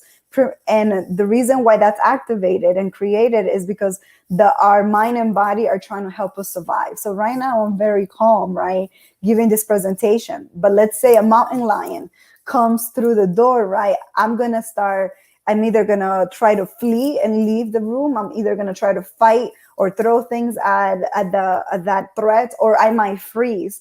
And also something I want to touch bases on, freezing is very normal. So when the fight, flight, or freeze responses are activated to a traumatic event, when it's fight, we are moving towards. So the sympathetic nervous system is activated. So we feel rage, anger, irritation, and frustration. That is very important to help us survive the event. Also, we might flee, we might run, we might start moving away. So we might start panicking, fearing, having anxiety and worry, and we just want to leave the event. So when that happens, our blood pressure increases, our heart rate goes up, we have more adrenaline running through the body, so we're able to run away and be able to survive. And we have more oxygen circulating to the lungs so that we are able to run faster and our pupil dilate. Also, our insulin activity decreases, our digestion and salivation decreases, because if you're running away from a predator or a crisis, you don't need to be going to the bathroom, right? Also, we become, we're not able to connect as much because we're trying to survive, and our immune system shuts down. The reason that is because the body is attending to this crisis, right? It's not going to attend to other things that the immune system is battling. So, however, the problem is that when there's a real crisis, this is highly important that we activate the fight, flight, or freeze, and we never know what's going to get activated. We can be trained to be a boxer or martial artist or a combat veteran. However, we don't never know if we're going to fight, flee, or freeze until that occurs. The problem is that when an individual has trauma or PTSD and chronic stress, the fight, flight, freeze areas of the brain continue, these responses right here, continue to be activated. And the problem is that that starts wearing down the mind and the body. It's kind of, imagine if you call the cops or the SWAT team all the time. Eventually, you're going to get in trouble. And that's what happens when a person experiences trauma or PTSD and they are constantly feeling triggered by things that are not threatening. This system gets activated. And like I noted, these health responses start occurring. So the heart rate starts increasing, our blood pressure goes up. In the long term, right, this fight, flight response, if a person constantly activates them when there's not a traumatic event, this can lead to high blood pressure. This could lead to diabetes and issues with insulin, right? This might also lead to asthma. So when it comes to asthma and autoimmune disorders, we see that a lot of Black and Latino and indigenous communities have higher rates of some of these diseases. And it is because of the generational trauma and the traumatic stressors that we endure in our day-to-day environment. Also, what we might develop because of our immune system is shut down. I know because of COVID, right? There has been a lot of fear, but that's also problematic because that shuts down the immune system and our body is not able to fight against viruses or illnesses that might be within our bodies. So when we go to the freeze response, it's normal to freeze. A lot of individuals that experience sexual trauma, one of the most common responses to sexual trauma and assault, it's freezing response. Basically, the body collapses and it becomes immobile. The person begins to dissociate, they feel numb, they shut down, they feel overwhelmed. The reason why a lot of the times trauma survivors freeze during the sexual assault is because they are so shocked that the experience is happening. And they feel overwhelmed, and that activates the dorsal vagal area of the body. However, the problem is that when that area continues to be activated after the traumatic event and the threat is over, and the person has chronic stress and chronic PTSD, the person might start feeling dissociated, numb, depressed, helpless, shame, shut down, hopeless, and trapped. When this gets activated, our fuel storage increases and our insulin activity. We have endorphins and to help us feel numb, and all of that is released. Then that decreases our heart rate and our blood pressure, our temperature, facial expressions, and also our voice, and we start shutting down the immune system. So you can see how this is problematic in the long term, because if our body and our system shuts down, then the body is not able to function properly. So that's why taking care of our mental health, it's so important. However, when we're socially engaged, right, when we activate the ventral vagal, when we are present, we are grounded, we're curious, we're compassionate and mindful. When we engage in therapy, yoga, drumming, community events, we activate that. And basically the opposite of what happens above occurs. We have more, our digestion increases, and that's good because our digestion system is working fine. We are very able to react and show affection. Our immune system is working properly. Our blood is circulated. We release oxytocin, which is a chemical that helps us bond with other human beings and helps us feel good about ourselves. And also it helps us connect to other people. And that defensive response gets activated. So this is and also to going back to this diagram, throughout the day, we can all go through all these emotions, right, of getting activated by fight or flight. If we feel like there's a threat, we might freeze, but we might also return to social engagement. So for example, let's say you're driving and you're feeling very happy, you're driving, you're socially engaged, the ventral vagal is activated. However, all of a sudden somebody cuts you off, and then you become the area of the brain for survival, that fight or flight gets activated. And then you start engaging in either fight, flight, or freeze to help you survive. However, once you escape the response, you go back to enjoying your music, you drive to the family cookout, and you feel socially engaged. That is basically how these systems function throughout the day. The problem with individuals that have PTSD, post-traumatic stress disorder, is that a lot of the times the fight, flight, and freeze responses is getting activated when it's no longer necessary. So this right here is a diagram of how of the fight, flight responses. Basically, the whole body is activated. When we're socially engaged, we activate the frontal cortex of the brain, and that is that's what separates us from other animal species. We're able to think more clearly. We're better able to socially connect. We are better able to have an increased immune responses. The frontal cortex is where higher thinking occurs. When we are being triggered by our past trauma, we are activating the emotional center of the brain, the limbic system, and that sometimes makes us make irrational decisions. So that's why we want to be able to engage in therapy or practices that activate the frontal cortex so that we are better able to feel emotionally and to have better health. So again, this is a diagram of when the fight or flight responses gets activated, our saliva decreases, our skin and vessel constricts, we get chills, we start sweating, our hearts beat faster, our stomach, our enzymes decreases, our muscles become tense, our lungs start breathing quickly, our bowels shut down, and our blood vessels increases. In the sexual organs are shut down. So again, however, like I noted earlier, chronic stress, chronic trauma, and unhealed trauma events that are leading to PTSD, in the long term, this is going to lead to physical illnesses such as asthma in the lungs or other breathing disorders, bowel movement issues with IBS, irritable bowel syndrome, gastrointestinal. That could also lead to high blood pressure, cardiovascular disease, also because of the heart, our stomach, issues with IBS, colitis, muscles, chronic pain, skin, we might break out, we might start having more wrinkles early on, we might have excessive saliva.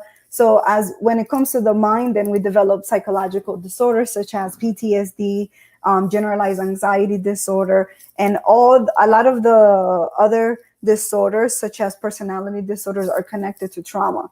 Not everybody goes on to develop these symptoms, right? It's individuals that have these chronic responses. Also, how do these difficulties develop?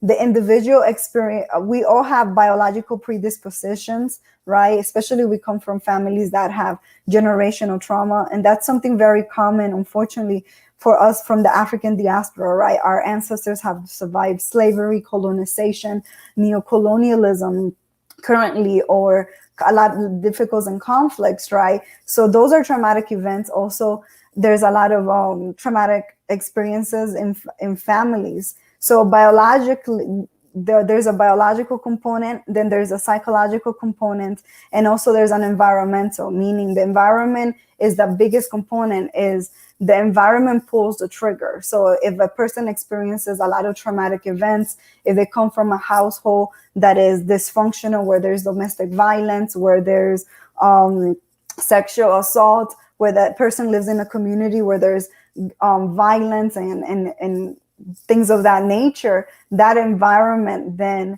influences. So then all these things come together to bring about illness. So it's a combination of environmental factors and psychological predisposition in our social environment, like our family and community environments. However, just because we experience trauma, that doesn't mean that, or have PTSD, doesn't mean that things are hopeless. Right now, we have a lot of psychotherapies and also holistic approaches that are highly beneficial. And we also know that our people are highly resilient. The key is being able to process those traumatic events so the person is able to heal. So what are some of the ways to cope with PTSD? One of the biggest recommendation is for the individual to attend psychotherapy, and particularly when somebody that is trained in trauma-informed psychotherapy. Why is that important? You need, again, when we go to the doctors, right, we go to somebody that is trained. We also do holistic things. So it's highly important that you work with somebody that has the proper credentialing, right, and experience. I know that right now there's a lot of people that are in social media and things like that promoting mental health, and that's great. But you also do need to go to a professional. If you're able to find a psychotherapist or a therapist that you connect with, that you can identify culturally and who understands you, because culture is very important as well. So some of the evidence-based treatments for PTSD is prolonged exposure. Basically, it's a cognitive behavioral therapy that includes breathing retraining, imaginal exposures, and also helps you manage your avoidance and your intrusive thoughts and beliefs about yourself and others with regards to the traumatic event. The other one is cognitive processing therapy. It's a cognitive behavioral therapy that includes how your trauma has impacted your thoughts about yourself, other people in the world with regards to safety, trust, self-esteem, intimacy, and power and control. What we notice is when people experience trauma and also have PTSD, they might have difficulties with safety, trust, and intimacy, and power and control, and self-esteem, and that treatment targets that. Another one is eye movement therapy, EMDR, which incorporates cognitive behavioral therapy, but also eye movements. And that taps into the brain, and it's helping the brain process the information a little bit differently. So those are some evidence-based treatments for therapies. And we also know that there's other things that are beneficial. So here are some holistic approaches that you can do to regulate your mind and your body when feeling triggered. So you can practice mindfulness, right? Mindfulness simply means being in the present moment, in the here and the now, without judgment and compassion. One of the key things about PTSD is that the mind is occupied about things that happened in the past, and it's thinking that those events and difficulties are occurring in the here and the now. Also, when it comes to PTSD, the person is also thinking about the future because they're stressed and anticipating a danger. So what happens is that they're not focused on the here and the now. So you can practice mindfulness through various activities, such as playing an instrument, practicing meditation, practicing a sport, doing your art. It's simply, mindfulness is simply being focused in the here and the now. You notice what's happening within the mind and the body, but you do not judge it. Another one is deep breathing. So when you're deep breathing, there are various breathing exercises that you can do. There's a lot of apps such as Insight Timer, Calm, and other things of that nature that helps you with deep breathing. Deep breathing is something that we all do, right? Deep breathing, we inhale for 4 breaths, we exhale at a slower pace. The reason why we do that is, as you saw, when we are triggered by trauma or when we're having stress, our breathing gets short. We start hyperventilating. When we engage in deep breathing, we then are activating the higher thinking of the brain, and we're sending oxygen, and we're activating the areas of the brain that is able to help us thrive. Meditation is another technique. You can engage in grounding exercises, such as, let's say you get triggered and you start hyperventilating, you can stop, you can take some deep breath, and you can say, okay, it's 2021. I'm in Los Angeles. I am in an office and I am safe and protected. I see the screen and I am happy. So basically it's a grounding technique. There's various grounding techniques that you can do. Another one is practice diaphragmatic breathing. That's basically deep breathing. Again, diaphragmatic breathing is going to activate, it's going to deactivate that fight or flight response. It's going to help you become more grounded in the here and the now, and it's going to give oxygen to the body and to the area of the brain that is more rational, the frontal cortex. Also, you can do activities like yoga, Tai Chi, and body movement. In particularly yoga and Tai Chi, those are there's Kemetic yoga, which has a very African Kemetic yoga perspective. When we engage in yoga, it's a mind-body spiritual practice that helps the body basically become balanced and unified. When we have PTSD, the mind, body are disconnected, right? We know that we are not in a dangerous situation, but the mind still reacting like it is, and there's that disconnection. However, when you practice some of these techniques that I'm noting, you start combining that mind and body. Also, body movement, whether it's dancing, engaging in African dance, praise dancing, the dancing is very important as well because you're moving your body. The problem with trauma is, as you saw, trauma impacts the body, and a lot of the times we might have blocked the traumatic event and we are not feeling fazed by it, but our body took the toll. So that's why a lot of the times when I work with people that have PTSD, a lot of the times they have other health issues such as diabetes, heart disease, emotional eating disorders, because they're doing substance abuse, because they're using other things to block what they're feeling, but the body is the one that's getting impacted. So things like yoga, Tai Chi, body movement, drumming, all these things helps the body release some of those traumatic experiences. Also, using playing an instrument is very beneficial as well. However, all of these are things that we can do when we're feeling triggered, but I highly recommend attending therapy, especially with a trauma-informed, culturally informed provider. So again, I already noted what mindfulness is. Mindfulness is basically paying attention in a particular way on purpose in the present moment and not judgingly. So again, when we are mindful, we're in the here and the now. We're not thinking about what happened in the past, because when we're very attached to the past, the body is not present and we start feeling depressed. And particularly if we're replaying traumatic events that happened in the past and we're not engaging in therapy or nothing that's beneficial. So we're just ruminating about the past, that can bring on depression. When we are too focused in the future, we might start feeling anxious because we might start becoming concerned about what could happen. However, the only thing that we have guaranteed is the here and the now, the present moment. So to go back to this slide, when we're engaging in therapy, when we're practicing deep breathing, meditation, dance, or things that help us become socially engaged or connected to the environment and ourselves, we start having more joy, we're more present, we're more compassionate. And again, we activate all these areas of the body, which helps the body thrive. So our immune system is better able to fight illnesses. We're better able. So when you incorporate healthy eating, when you incorporate body activity, such as physical activity, such as yoga, exercise, and then you engage, you connect socially and therapy, all of that starts healing the mind and the body. So to close, this is a good technique that I use to help people when they're feeling triggered. If you feel triggered and it's not a crisis, right? You stop, you take a deep breath, you inhale through the nose for a couple breaths. Then you think, what is the thought? What is the emotion? And what am I feeling? And then you can ask yourself, are those thoughts realistic or helpful to me? And then you decide to do something that is more aligned with your values, not aligned with things that are no longer beneficial. So that is my presentation for today.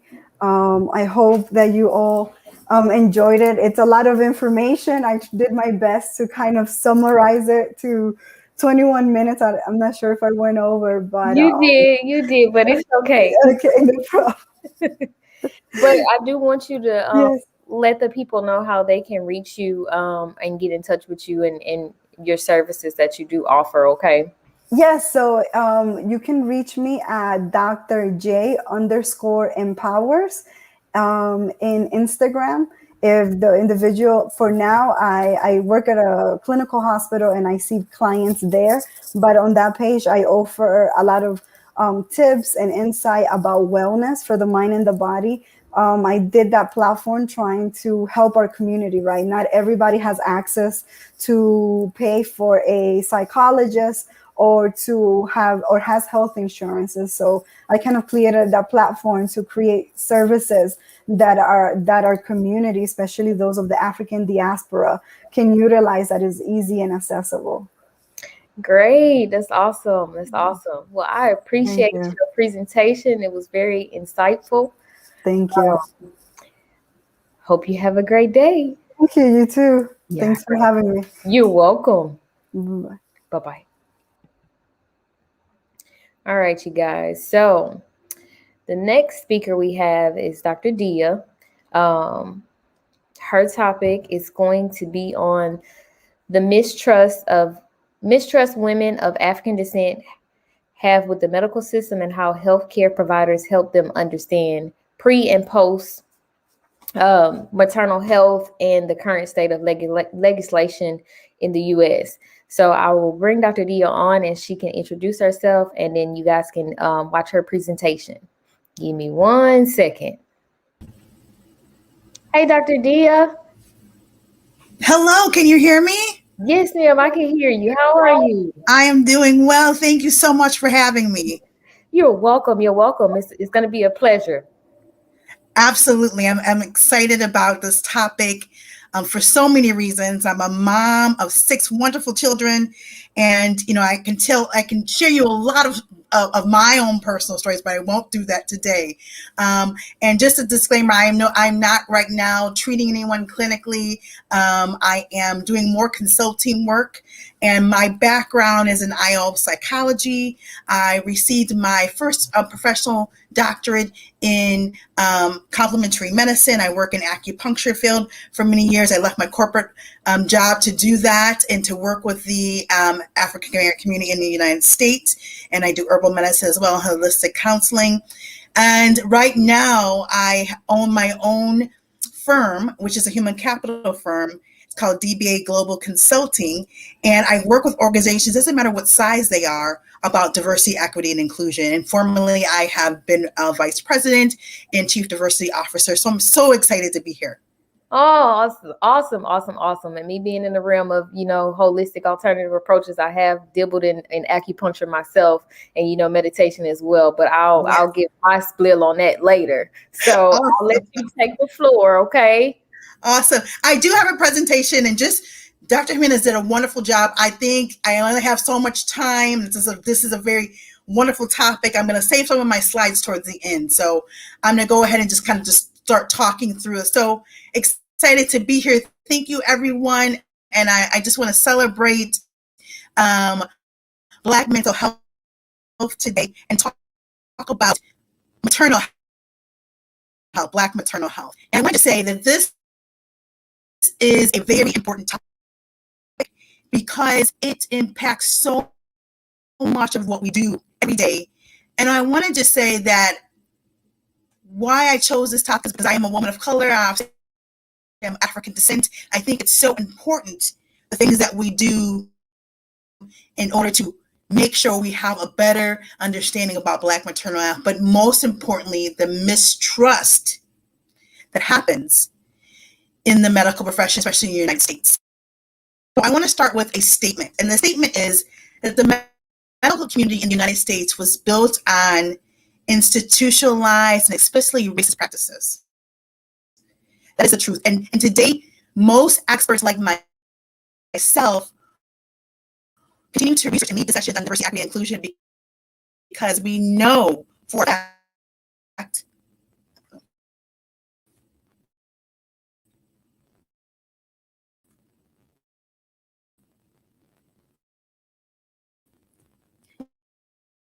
fact that we are facing this health crisis. So I want to just take the time to really talk about what's going on currently in our medical field. And what is happening is there is so much racism that's happening and mistrust for women of color. And that is so important to talk about today when we talk about Black mental health, the disparities that are happening in our community. And I want to just also say that I'm not here to bash the medical community at all. I'm talking from the experience of where we're currently at and where we need to go moving forward. That's really the experience that I want to talk about today. And the fact is, when we talk about Black maternal health, this impacts every aspect of what's currently going on in the United States in terms of how we're taking care of one another in the Black community. And I wanted to say that that is something that we have to continue to talk about.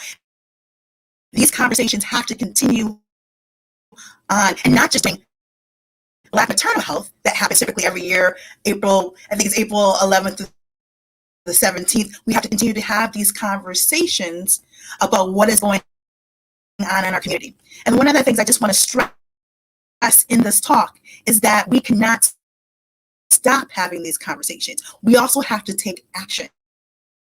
And part of taking this action is we have to understand what is really going on.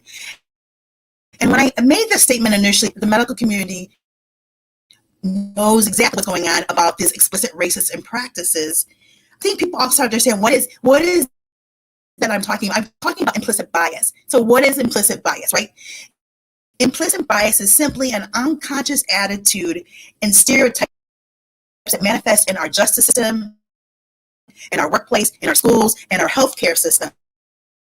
And implicit bias, also known as unconscious bias or implicit social cognition.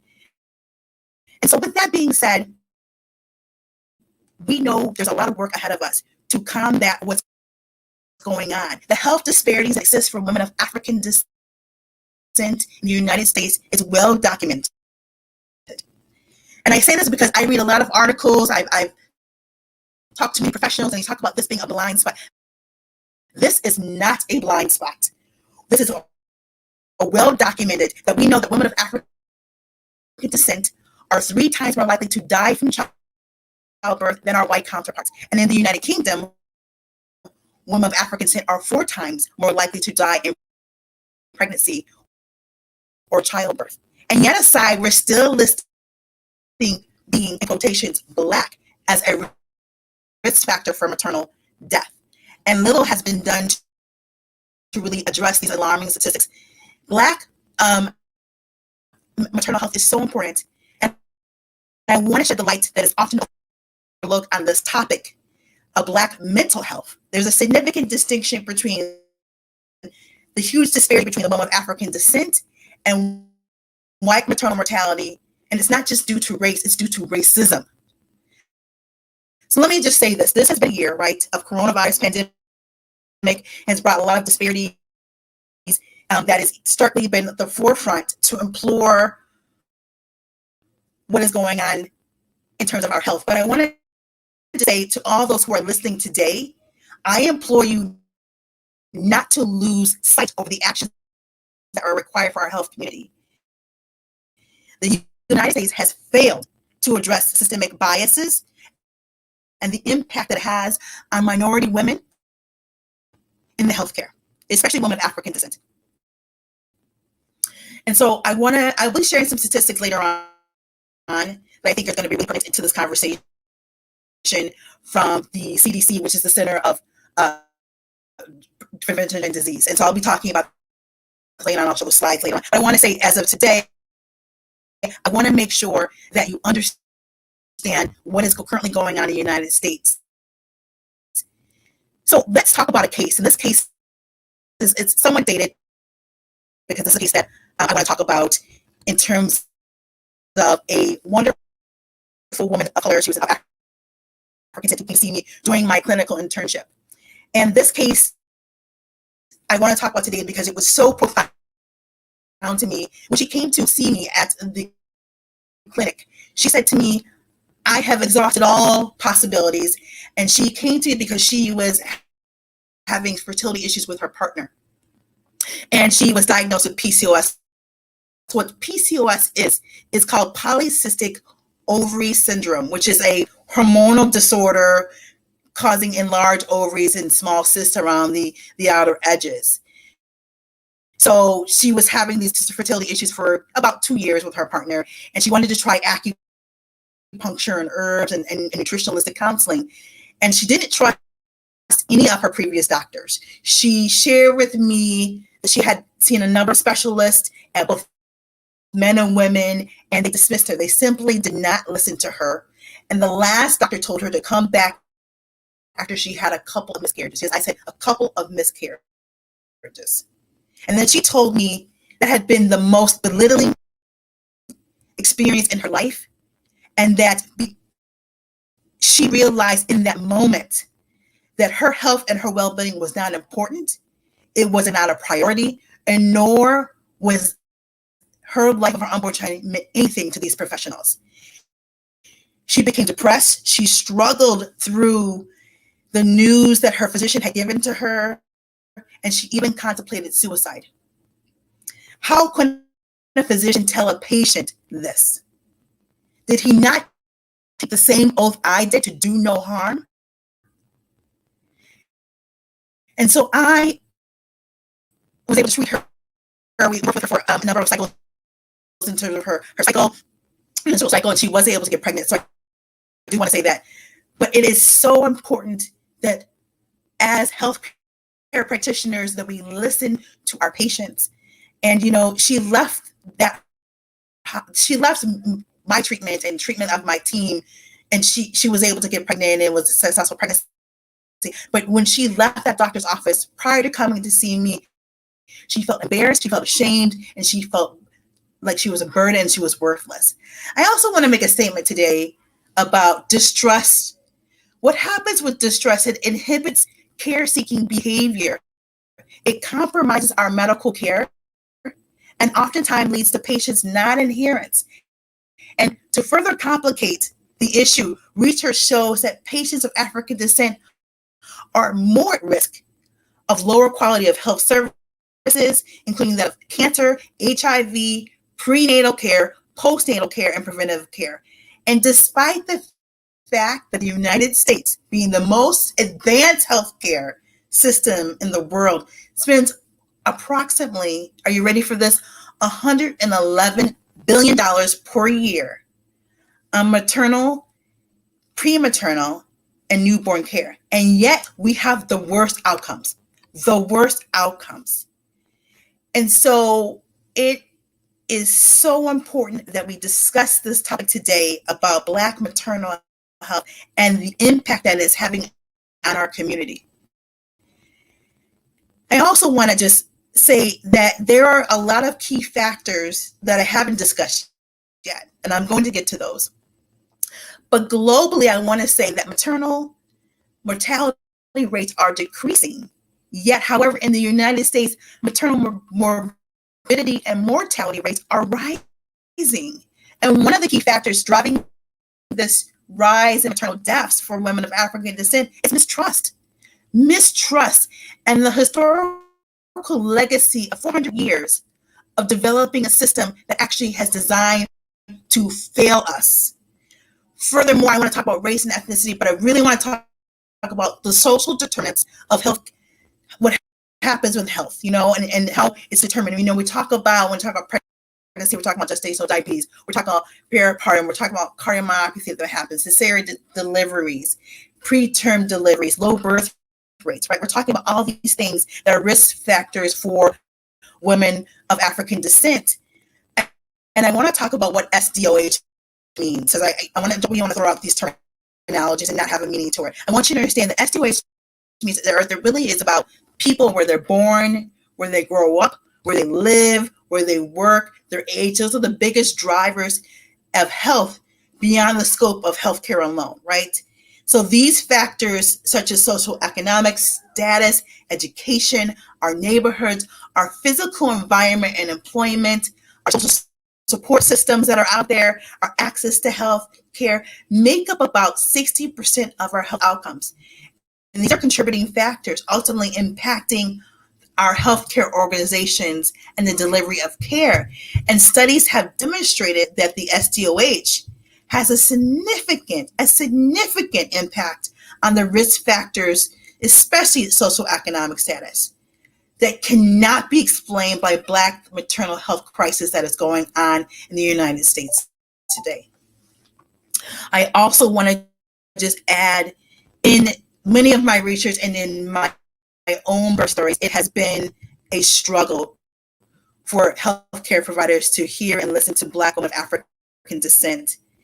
And one of the strongest evidence of support that I want to talk about today, and this is a heavy topic, it's a topic that's a real topic, is the impact of structural racism that continues in our healthcare system and our medical community. There is a negative societal characteristics of women of African descent that really highlights the attributes, I would say, that exist on the ongoing oppression and diversity. And I want to call out, this is very important, when I'm calling things out, I want to just understand that I'm calling this out because I want to make sure everyone hears this and understand. I want to call out racism-induced stress, because this is a legacy of strength that we face.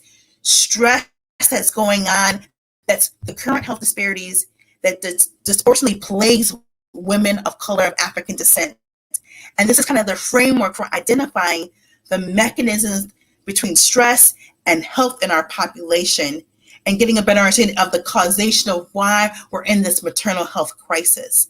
So there's no singular reason for the increase of maternal mortality and dispersion in the Black community. There's not a singular, there's multiple reasons. I mentioned before, lack of access to quality, affordable health care, long-standing health disparities that are happening, that's playing out.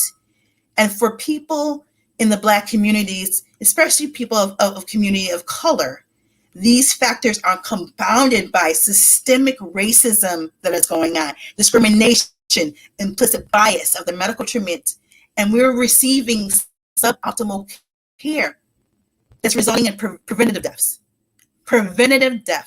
And the recent societal and global events that have happened really does emphasize health disparities, right? And it's plagued people of African descent for centuries. And, I do want to bring up COVID-19. The Black community has been impacted by that, of course, but not just that. The over-policing and brutality against Black people that have been witnessed in the media in this nation. And we're just coming off of 1 year, May 25th, the murder of George Floyd. These events, among countless others, bring to reason of this legacy of mistrust that remains today, that negatively affects the delivery of care that we receive. And I want you to understand that the U.S. healthcare system, to talk about the mistrust that is going on, we have to explore the historical roots. And minority women, especially women of African descent, have a very fraudulent relationship with the medical system. We do. We have a very fraudulent. This mistrust is built in. And because the mistrust is built in, so many of us are not getting the care that we need. And, women of African descent feel this trepidation when they're seeking out medical care and treatment for healthcare providers.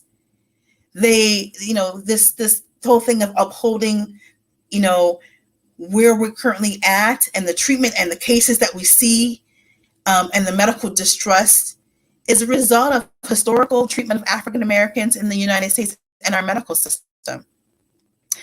And the United States medical institutions have a long legacy of discriminating and exploiting Black Americans. This is something that is a haunting remembrance of what remains ingrained in our collective conscious in our community. And historically, medical establishments use African bodies without consent for its own advancement and supported medical theories and technologies and institutions to strengthen their own systems of injustice. And you know, I want to talk about slavery because that's real. It's still here, and you know, I talk about persistent slavery as well, syndrome. But I want to talk about in the 19th century, 90% of Americans of African descent resided in the southern states, and they were slaves. Physicians used slaves as subjects of abuse, involuntary medical experimentation to develop cures and to profit, and then slaves who were no longer profitable in the fields were sold outright for medical experimentation. And we can't forget things that have happened in the history that has happened over and over again of its mistrust. And I have to bring up, there's been countless examples of demonstrating of Black bodies being used as experimentation for Western medical infrastructure. Especially, we can't forget the distrust of the Tuskegee syphilis study. This was a study was conducted during the years of 1932 and 1972. And this infamous clinical study conducted at the historical Black, you know, College of Tuskegee Institute of Alabama, and was a U.S. public service, you know, health service. They studied the natural progression of untreated syphilis in poor rural Black men. And to do this study, Black participants were lied to by health officials and provided sham treatments.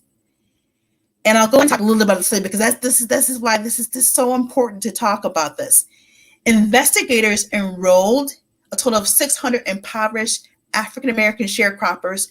399 of them were previously contracted with syphilis before the study even started, and 200 without the disease. And then those who were participating in the study were given free medical care, meals, and free burial insurance, right? However, the men were never told they had syphilis, nor were they treated for that. And they were told, quote unquote, they had bad blood, which means a local term that's used to describe several different illnesses, like maybe including syphilis, anemia, and fatigue. And this study went on for 40 years, where researchers failed to treat patients.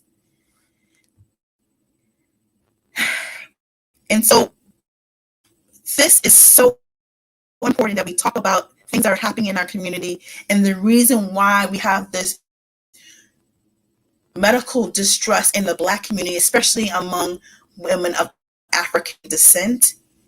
The medical community needs to take responsibility to confront this ugly, marked past where they bred the suspicion of distrust and cynicism that's now where it's part of this our Black collective, right? So what, I know I've talked a lot, there's a lot to process, I've talked a lot, I don't have time for my slides as well, but I want to say that what can we do to incite change? What can we do? Black maternal health is so important, and I want to talk about this, but what do we do in this moment? Advocacy is number one.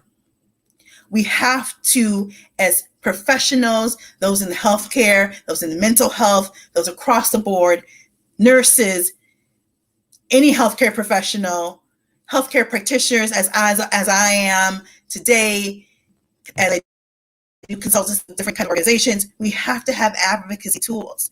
And so what does that look like? When I talk about advocacy, we're talking about how do we ask the right questions regarding our care, right? And we have to really ensure that we're asking these questions as necessary. So it's really, really important that we talk about how we're going to do that. And there's still so many complexities and layers that are happening, especially in pre and postnatal care. But I think it's really important to talk about choices. What does choices look like? And that is something that is so important to talk about, the choices that we have and that we have. And I believe there's still a lot of confusion for women of African descent regarding their right to choice in maternal health. I think it's really important to have education, but I also really want to talk about, what does choice look like for women of African descent? What does that look like? And where does the choice come from? So the choices being asked, we have to be able to ask the questions, right? The right questions. And those questions, we have to be able to feel comfortable and safe in asking our healthcare providers. But more importantly, I want to just tell all those who are listening today, your partners, your family, your friends, you've got to help. We have to help each other. And so understanding there's going to be complications in any pregnancy. Many African-American women of descent have not gone through a pregnancy. That may be their first time in pregnancy. And so, I always say, we know what we know, and what we don't know, right? So it's really important that we talk about this topic and give the right tools of advocacy to our community and patients and our clients.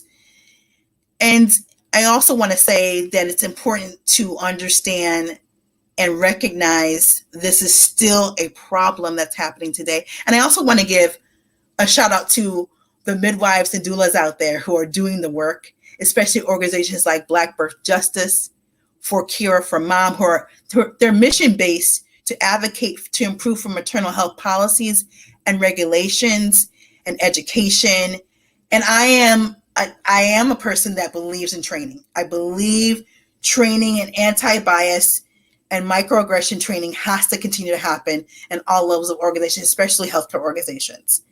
And we need to continue to have the preconception and postnatal counseling that continues to happen in the medical field and healthcare systems. We need to make sure that we have community outreach.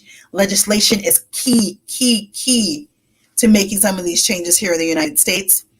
I also believe that we also need to ensure that we are extending postpartum follow-ups and ensuring that what that looks like, it's not just a 3-week postpartum, but it's comprehensive 12 weeks up to 1 year of working with mothers who have delivered. And because, the greatest risk that happens is typically postpartum. And so I want to make sure that that continues to happen and we continue to work through what that looks like, because 33% up to 55% of maternal mortality occurs the first year after delivery. I think it's so super important to talk about diversifying the medical workforce, and it's imperative to help with this crisis. Because currently, let's give you some statistics in terms of women, people of African descent. There's 13% of the population that's comprised about 5% of active physicians in the workplace, and Black females make up less than 2%. So really, really focusing on that. And allyship. Allyship is key to furthering, to close this gap in terms of maternal care. I think that is key as well. And then also research. And I want to say that structural racism has really left Black women vulnerable. We are marginalized, and we're still receiving unacceptable care. And we're so susceptible to the highest risk of conditions. And so we need to optimize these risks that are so important into improving health disparities, long-term outcomes for healthcare education, and that promotion of that of education. And it just doesn't start with clinicians. It starts with our whole community. It starts with advocacy. It talks about all the things I talked about today in this talk. And I have some concluding thoughts. And I want to just say one of the things that concluding thoughts is also a quote is from Martin Luther King Jr. And he says, "Of all the forms of inequality, injustice in healthcare is the most shocking and humane." I'm going to switch over to my PowerPoint presentation real quick. I have a couple slides that I do think will be really great in terms of just wrapping this up, because I know we only have 20 minutes. I have gone over, but I'm going to share my slides. Give me 1 second.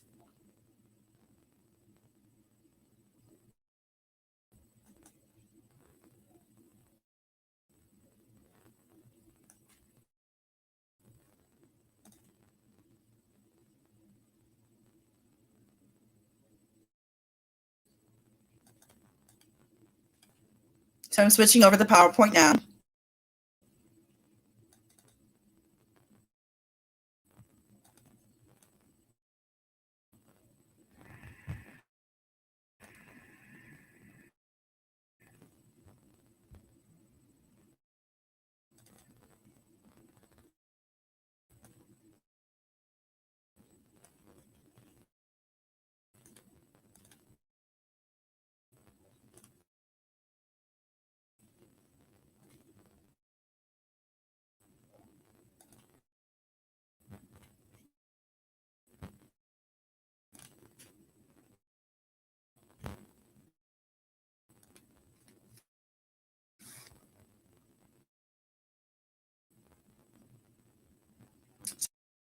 Sorry for technical difficulties, everyone.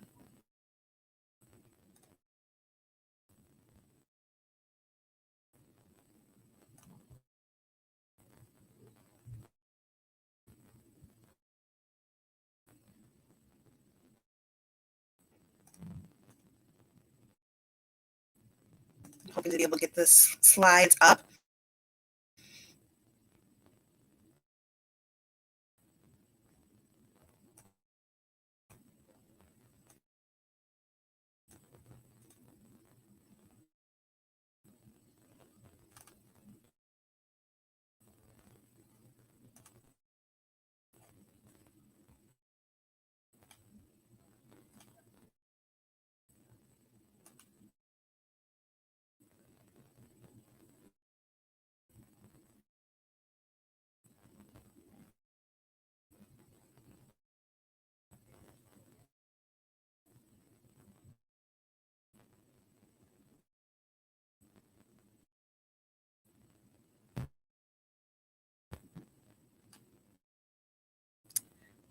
See here. Can't see the slide. Okay, we'll try it one more time.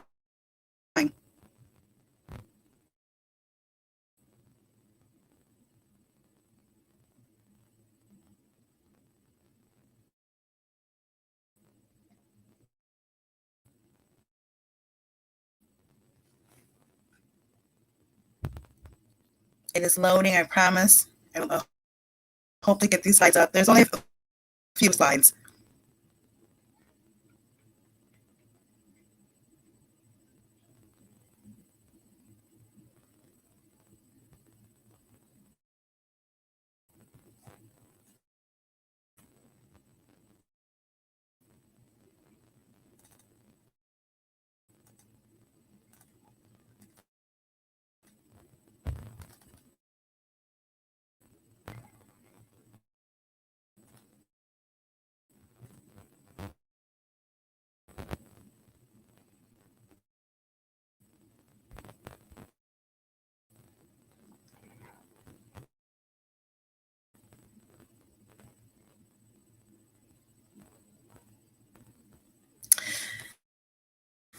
I don't know if we get the slides up, but what I want to share with everyone is that what I wanted to share was the CDC slide. And in the CDC slides, it did a comparison from 2008 to present day. And it just showed in the CDC, and you can go to WWCC, it showed the kind of infographics of women of African descent Black women and how it has not changed in terms of the gap, in terms of mortality and morbidity for maternal health. And I apologize for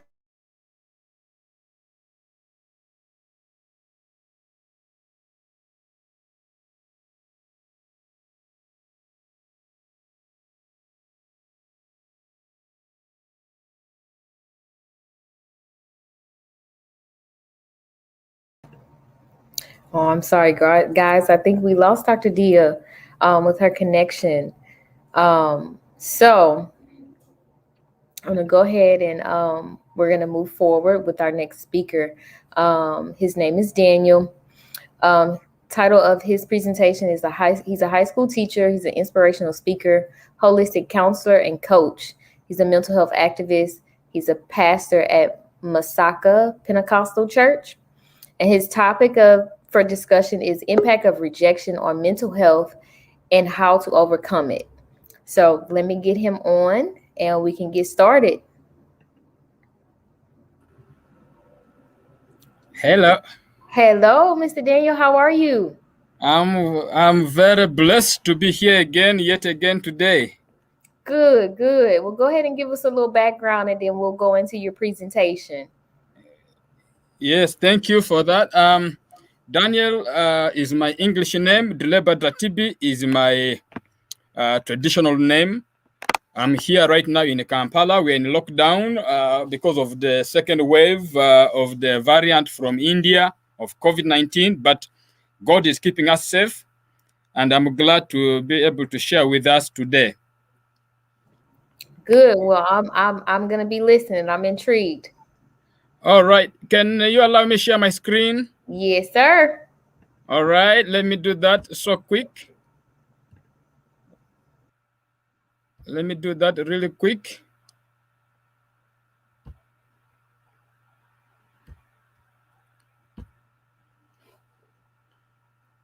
All right. Are we on? Yes, we Hello. are. Yes, we are. I can see you. All right. You can see my slide. You can see my screen. Yes, sir. Can you see my screen?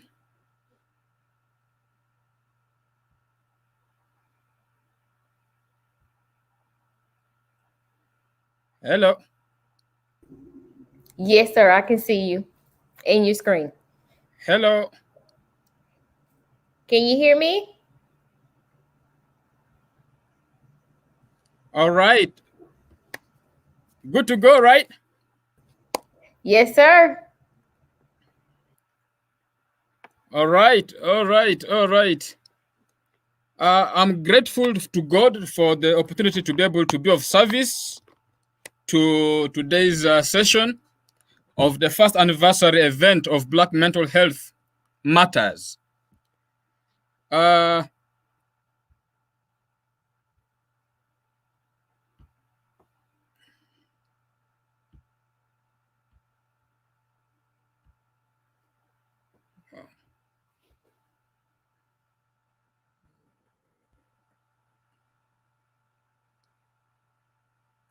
do I share this?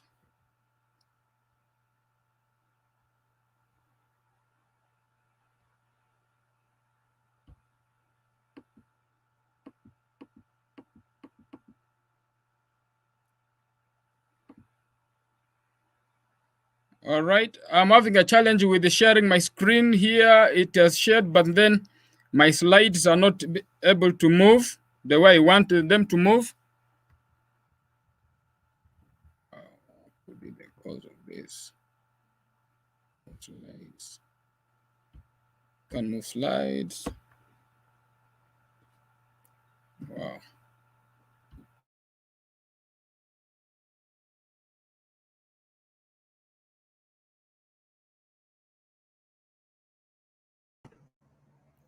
Do you see those little arrows in the bottom?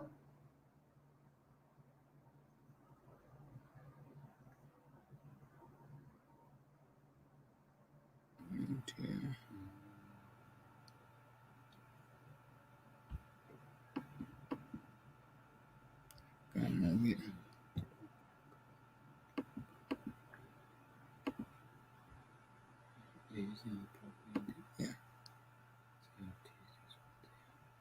this. Let's move there. There you go. Oh, it's good there? Yes, you can move it from there. All right. Thank you. Thank you. You're Thank welcome. you. Oh, awesome. Awesome. Yeah, Daniel is my English name. I'm a high school teacher, a pastor at Masaka Pentecostal Church. I work mostly with the youth. I'm an author of so far 3 books which are published. And all of the 3 books are on Amazon, and they are also in hard copies in some stores here in Uganda. I'm a speaker, a holistic counselor, mental health advocate, and above all, I love coaching and I love training young people and even old people as well. My hope today is that by the end of today's sharing, we should be able to appreciate the fact that everyone goes through rejection regardless of status. So whoever is out there going through rejection is not alone. All of us will go through this. Also, to be able to realize that hiding your pain of rejection only fuels mental breakdown. Yeah. And also to realize that we all have the power to overcome this. And by the end of today's sharing, my hope is that we will be able to take action to break free from the bondages of the past pains of rejection and turn our greatest dreams into reality. Also to be able to improve in our work engagements and performance at work, relationship, marriage, and so on. Impact of rejection on mental health. You know, all of us, we rub shoulders every day with people who are desperate, hurting, and lonely. We may not even be aware of the dark road they travel. Sometimes we notice this, but oftentimes we don't. Maybe we are too busy ourselves. We are preoccupied. We are overwhelmed ourselves. To be honest with you guys out there, many times we might be those who are desperate, they're hurting, and they're lonely due to rejections.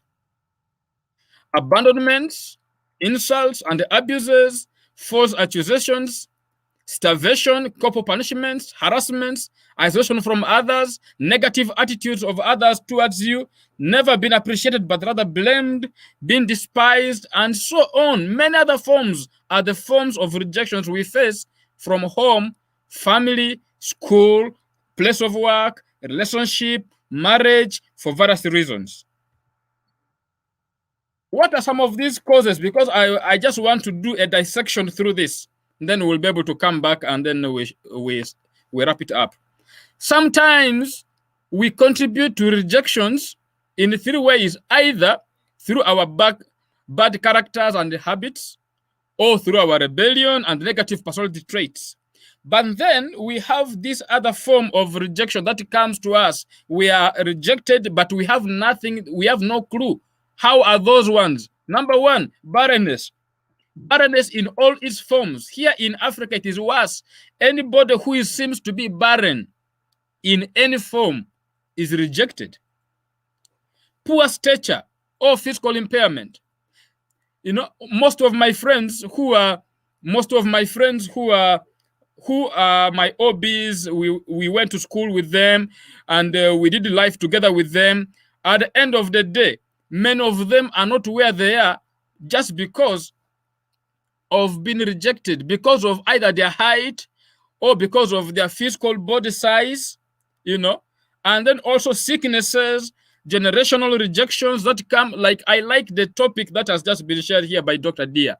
You know, until you understand your history, until you understand where you're coming from, you know, some generations, it just continues as a circle. I was amazed to know how people were treated, you know, especially the blacks, all those years, you know. So sometimes those become a part of us. Generations go, generations come in, and it becomes part of us. Racism, you know, the positional insecurity, the tribal differences, the negative recommendation by others, envy, social status, faith differences, poverty, standing on the truth, witchcraft, all those, many others are the forms, are some of the causes of rejections that we go through. And one thing that is true is that as men, more men are battling mental health challenges than women. Even the Bible, I've been researching through the Word of God. So far, I'm still doing more research. 7 men are quoted in the Bible who suffered depression. And there are only so far 2 women I've discovered who have also suffered depression. 2 women in the ratio of you have 2 to 7. You can imagine if you break it down, it's like in every 4 men, so in every 4 depressed men, you find 1 woman who is depressed, you know. And more men are hiding their pain. But I want to challenge each one of us out there today. Hiding your pain of rejections and mental health challenges only fuels more disaster. Help is available. Let's reach out. Help is available. Our choices of today all stem from the feelings we developed from the different events in our lives, especially those events of rejections. When you try to sit down to evaluate the choices you've made, where you are right now, I'm very convinced you are where you are today because of the choices you made due to the rejections you received, either in your family, place of work, in your school, in your relationships, and all of those things affect how we relate with others. It affects how we, we do life. Now, what is the problem? According to WHO, we see this report. In this report, we see that a lot has happened. This research was done last year. You can check it out. According to WHO report, 30th of January 2020, 800 people die of suicide every year. Break it down in your own nations where you are. Bringing it down to Uganda as an example, due to COVID, it is even worse. In fact, I shared the other previous time on this subject, and I said the people who died in the first wave of coronavirus in Uganda and the people who died of suicide were more than the people who died of coronavirus in Uganda. Why? Because suicide has taken the center stage, and many people seem not to care about this, but it is actually real. It is happening. We are seeing challenges over challenges over challenges, all coming from this. And it is even worse. Now, due to the compounded effect of rejections received from family, place of work, relationships, marriage, and so on, many people are in prison right now. Self-imprisonment has become part of the day. You know, a prison is a facility in which inmates are forcibly confined and denied a variety of freedoms under the authority of the state. But life imprisonment is any sentence of imprisonment for a crime committed under which convicted people are to remain in prison either for the rest of their natural lives or until pardoned, parole, or otherwise committed to a fixed term. You know, and many of us are suffering this. We are down here. Look at where you are at right now. Chances are, because of the impact of rejection, you are either confined in any of those prison cells. That picture of mine depicts somebody who is in a prison cell, who is at a fix, who is in the thorns, who is in a place of confinement, but it is a horrible place. Physical prison. How does this come in? Many people who are out there, they are starving themselves to death. Why? Because of the pains of being abandoned, because of the pains of the rejection. They find themselves in a physical prison. They're not eating healthy. Financial prison. Somebody who rejected you or abandoned you because maybe you are broke, you end up going into financial debts. You end up trying to borrow money here and there. You end up with loans, just trying to buy assets in which are actually liabilities, trying to impress others, but actually you are the one paying the debts. You know, and those things affect all of us. Many of us are in financial debts. Why? And if you check deep down, just because we wanted to prove a point to somebody who doesn't even care. Many people are in social prisons. How many people can you call your friends? That explains why many people go to work early in the morning, come back late in the night. You know, they have no people to talk to. They have no social network. They're in a self-imprisonment, and they've cut themselves from friends who could actually be of good service to them. Many are in emotional prison, the mental prison. Many people, in fact, looking at my book here, people who reject you will give you either they will say no, or they will say never, or they will say impossible, or they can say no. But then if you look at yourself, because of the previous experience of the past, you've locked your mind based on the experience of the past. You have told yourself you will never do this again. You will never relate again. You will never date again. You will never try anything to do with the marriage again. You will never try business again. You will never do anything again. You will never trust this kind of group people again. Why? Because of the previous past experience. And you put yourself in a mental prison where you choose to suffer in that place of isolation in your facility of your prison cell. Many people are suffering spiritual attacks. Why? They are even spiritually, they're also in prison. They're in the bondages. And all this is coming from because of the pains of rejection. You know, look at your life, just look at whatever is around you. You will see that, in fact, things are the way they are because of the prison that you told yourself you will never do this again. You told yourself you're not good enough. You told yourself you can't do this and that. You told yourself it is impossible, you can't. And because of that, you are limiting yourself. But time has come for us Black people, for us every race out there who has ever suffered rejection in whatever form, in whatever community, in whatever environment.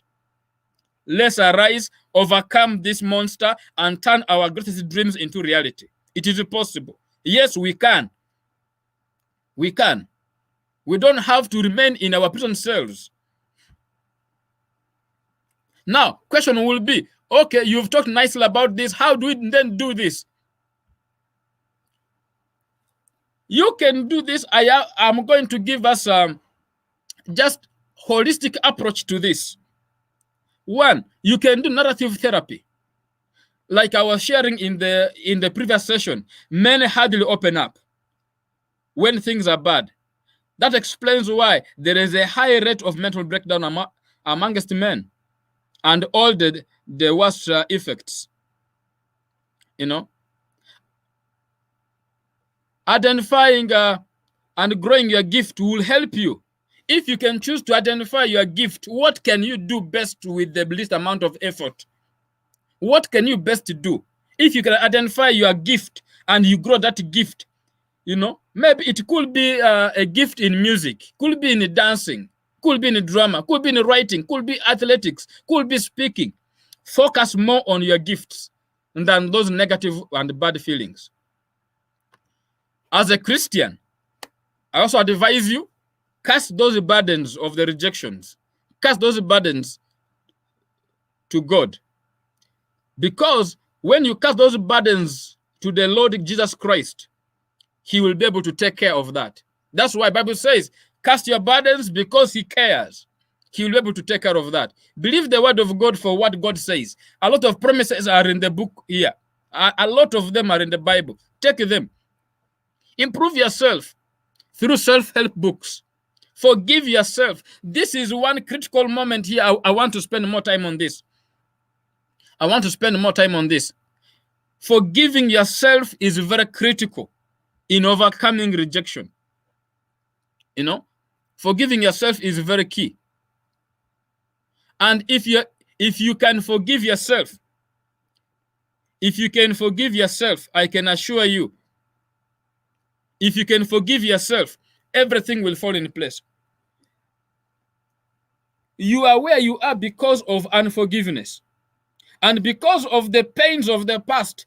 And sometimes you think you've actually overcome it, but a moment comes and that old pain, pricks you. Before you know it, things are falling apart. Forgive yourself for whatever error. Forgive yourself for whatever happened. And when you do that, you will be able to break free from the pains. How else do you break through here? Engage with others. Engage with others. There are many support groups. Engage with other people, And if you can do that, I can assure you, things will fall in place. There are so many I could share, but because of time, I want to just share those few. But most critically, forgive yourself. Improve yourself. Identify your gift and grow that gift. I like what one of our greatest footballers of all time once said, J.J. Austin Okocha, the former Nigerian footballer. He said when he first went to Germany, he didn't know that he was black. When he went to Germany, racism was at the highest peak. And those guys just were calling him names. But then he asked himself, what can he do? And then he began dribbling those fellows. And the guy said he dribbled those Germans until they ate grass. And you can believe with me, right now, if you go to Germany, J.J. Okocha is one of the famous legends of football in German Bundesliga history. And he was installed as one of their greatest footballers. The name of calling him a monkey ended. In fact, he became a cherished guy. We can. If we can grow our gifts, if we can grow our talents, identify who we are. You cannot do what you don't know. You cannot deal with something that you don't understand. If you can dig down the root cause, the root issues, then things will move. Then you will be able to understand, okay, this is actually what happened. How can we then move from here forward? But if you don't know the truth, you will never be set free. But just because the truth is what sets you free. But I want to still emphasize this. Hiding your pain will not help you. Hiding your pain will only promote. But moving forward, I want to challenge each one of us. We can do this together. We can overcome rejection and turn our dreams into reality. Be where we are supposed to be. I know a lot has happened. There are so many side effects, a lot of effects of rejection that I could quote. Because actually we discussed this earlier. The issue of the domestic violence, the challenges with separation and divorce, issues of self-esteem, issues to do with your vision, issues to do with the dysfunctional society, issues to do with your passion. The anger that you have right now is created by rejection, the feelings of not being feeling good enough, the bitterness, the envy, the jealousy, the poor health, the suicide and murder that is happening. All of these are happening because of the pains of rejection. But you are not alone. So many of us have suffered this all together. But then we didn't die. My call to each one of us, let's appreciate the fact that all of us will go through rejections. But it has a negative impact on our mental health. So many people are dying of suicide. So many people are dying because of the issues of depression, just because it is all stemming from the pains of rejection. One thing leads to another, And my call to each one of us, let's be each one's keeper. Find somebody to share with. If you can get a fellowship and be in it, If you can be in Rotary, you can be in Lions Club. Find a group where you can be. If you can be in a church setting, be in a church. Have fellowship, be with the people, share experiences.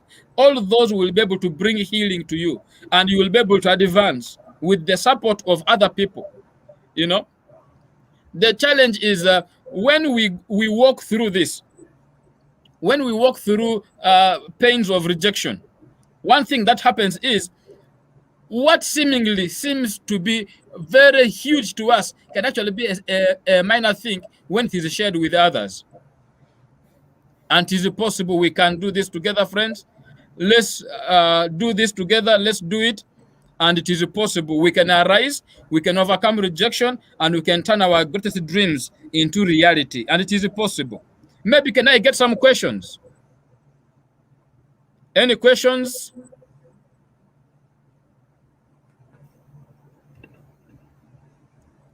Hello, can I get some questions?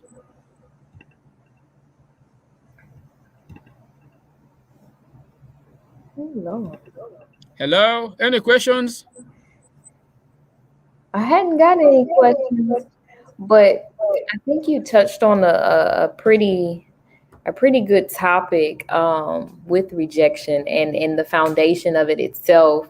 A lot of our mental, areas and concerns start with rejection, and I think a lot of it comes from not being able to accept that and own that particular issue that you're dealing with. And once you can get to that point to where you can actually own it, recognize it, own it, and move forward with it, then you can actually start the healing process. So yeah, you touching on that rejection portion of it is a huge part of the process in itself. Yeah.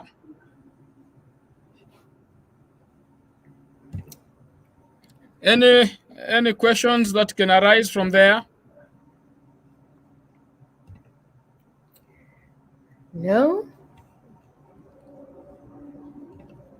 All right, I just want to share this last slide. Okay. Though it's not, let me see if it can come through.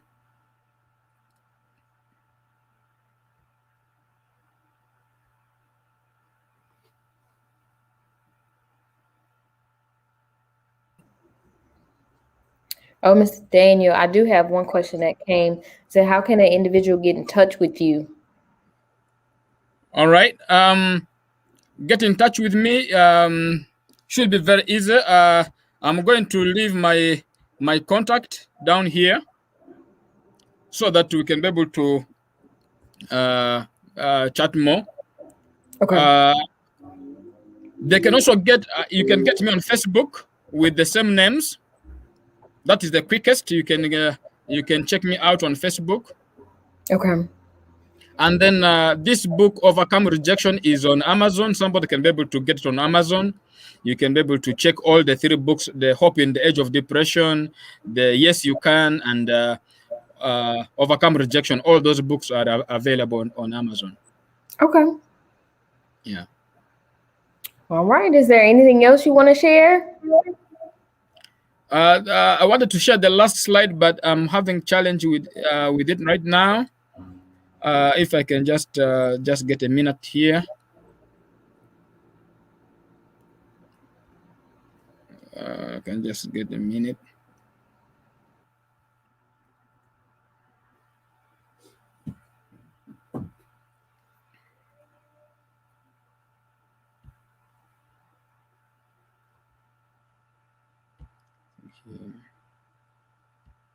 Share screen.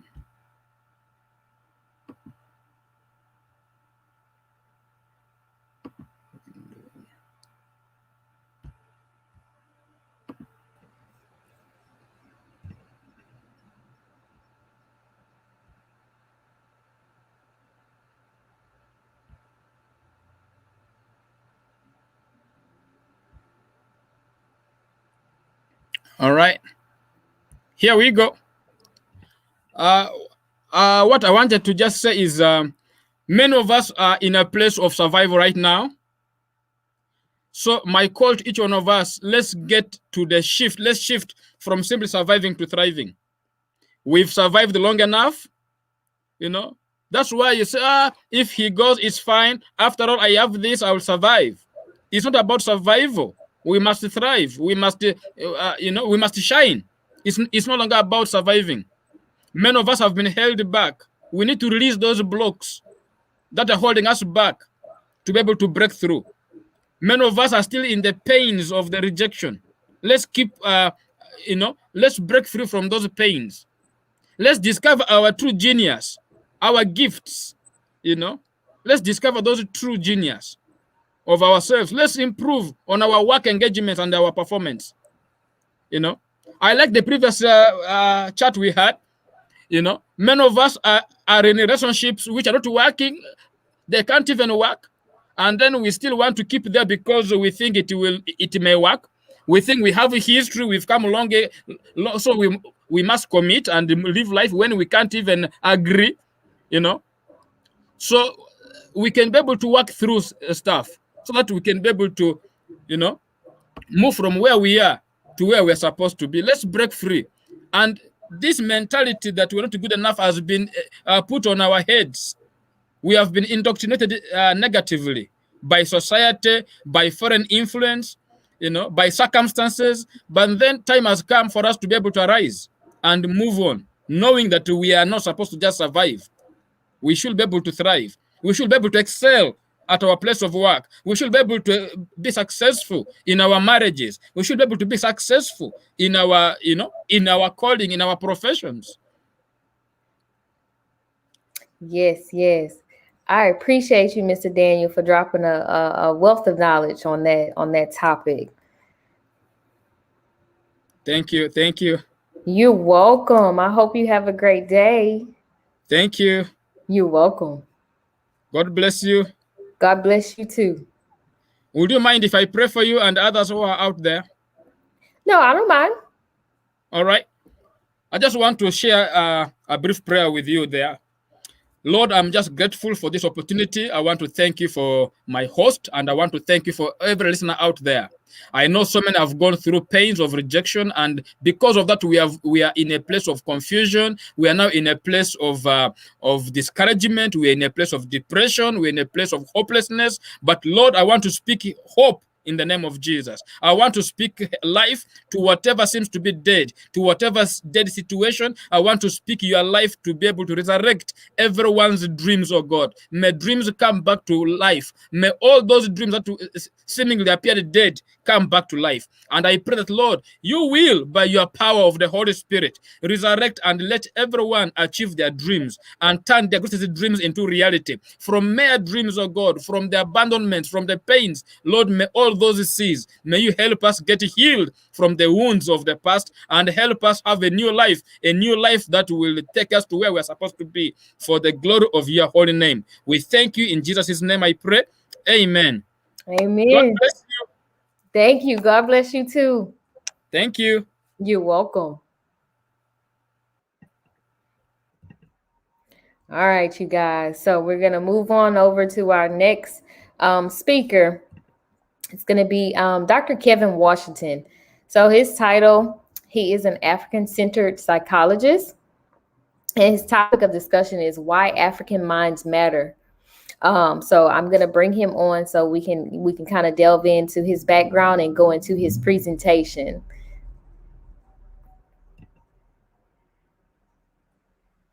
Hey, Dr. Kevin, how are you? I'm doing well, Dr. Thomas. How are you doing today? I'm doing good. You're holding up pretty well. I am. Yes, sir. Well, I will let you give your background, kind of give us where, you know, what your topics are, and you can kind of delve into your presentation.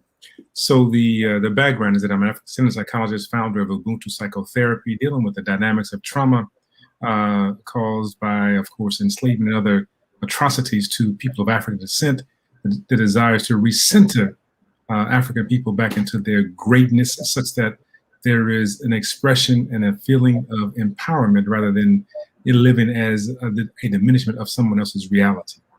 So currently I'm reside in the US and just came back from the Gambia, doing research there on who we are and why we are, what we are, dealing with the enslavement experience, which was a phenomenal moment. And so we talk about homecoming Gambia, and that is what we're doing. We're taking people back to the space where we know that much of the atrocities occurred to people of African descent, to repair, to heal, and to restore who we are. So that is a short run for what we do. And I just wanted to again thank you for hosting this, and thank Daniel for bringing forward this idea of mental health and Black mental health, and it matters.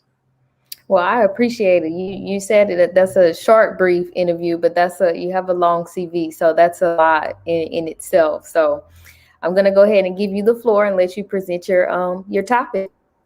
So one of the things that's critical to understand is when we talk about Black minds mattering, we have to ask the fundamental question: I'm working to share the screen here in a very trying to be clandestine about it, but I'm not being so.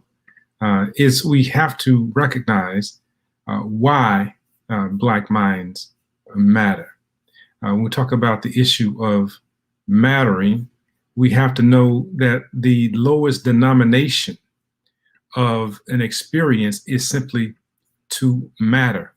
And so we talk about matter. It's not saying that Black minds are greater. We're simply saying that Black minds matter. Just let me know now, is the screen sharing properly? Because I'm not able to see you all. Yes, sir, it is.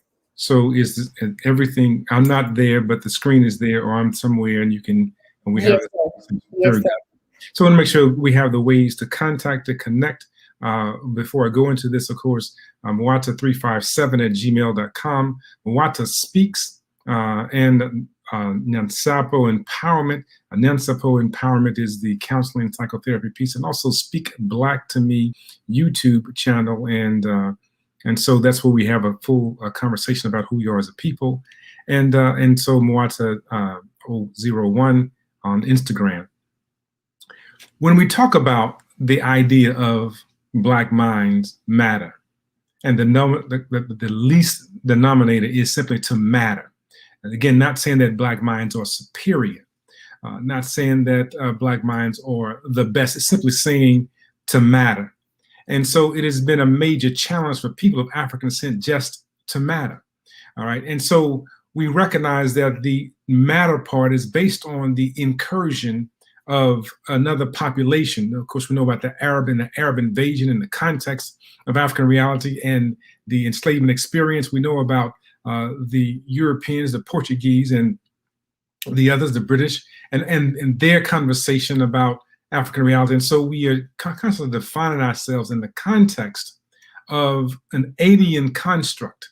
And so we simply utilize their discourse to describe the highest order of our relationships. We utilize their diminuted language, such as the word, the N-word. And so we use that as a high order of communication. We have females calling one another female dogs, bitches. And so we have that as the idea of relationship. In reality, that is a diminution of who we really are. And thus, it is an indicator of the dynamics of a mental process that has taken place, that there's a mental breakdown, that we honor our oppressor more than we honor our true beingness. And so when we talk about the idea of psychology, we know that the word psyche comes from the Greek goddess of the soul.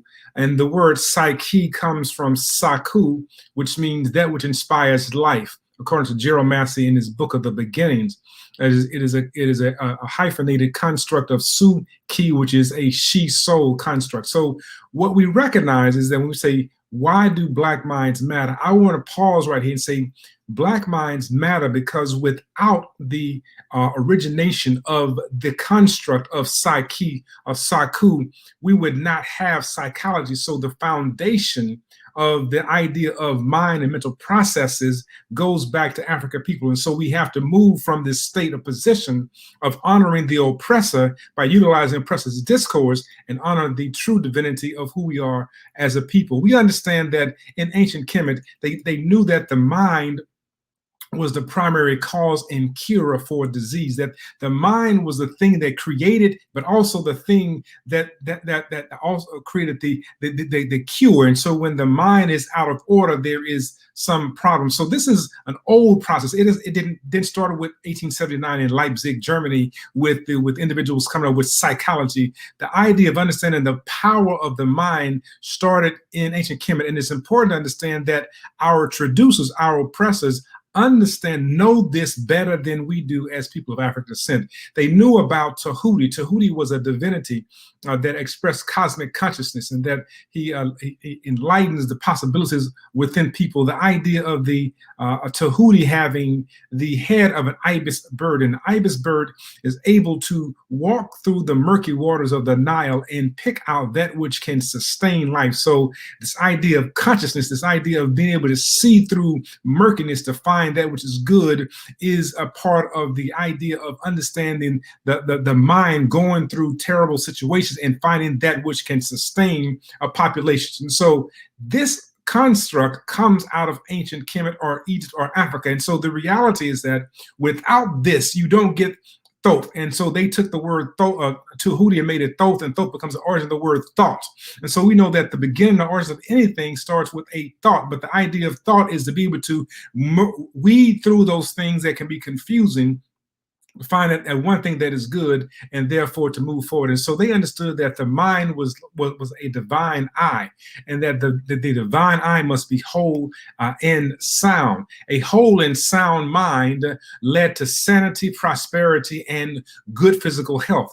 And so we talk about why Black minds, African minds matter. It's understand that without your mind, right, you do not have sanity, you do not have prosperity, you don't have good health. And so one can be sitting in a space where there is a great deal of wealth, but cannot ascertain that particular wealth because their idea of who they are, what they are, and why they are is distorted. And so we know that Tahuti, it was later known as Asclepius among the Greeks, and his daughters was Hygeia, health, and Panacea, which is healing. And so they have used African constructs to build their entire narrative, and thus we believe that the replication is the authentic presentation, but in reality, it is coming from the origins of African mind. And so this is why African minds matter, because without the minds of these individuals, without the minds of African people, you wouldn't have a panacea, you wouldn't have hygiene, you wouldn't have the constructs that exist. And so they had these priesthoods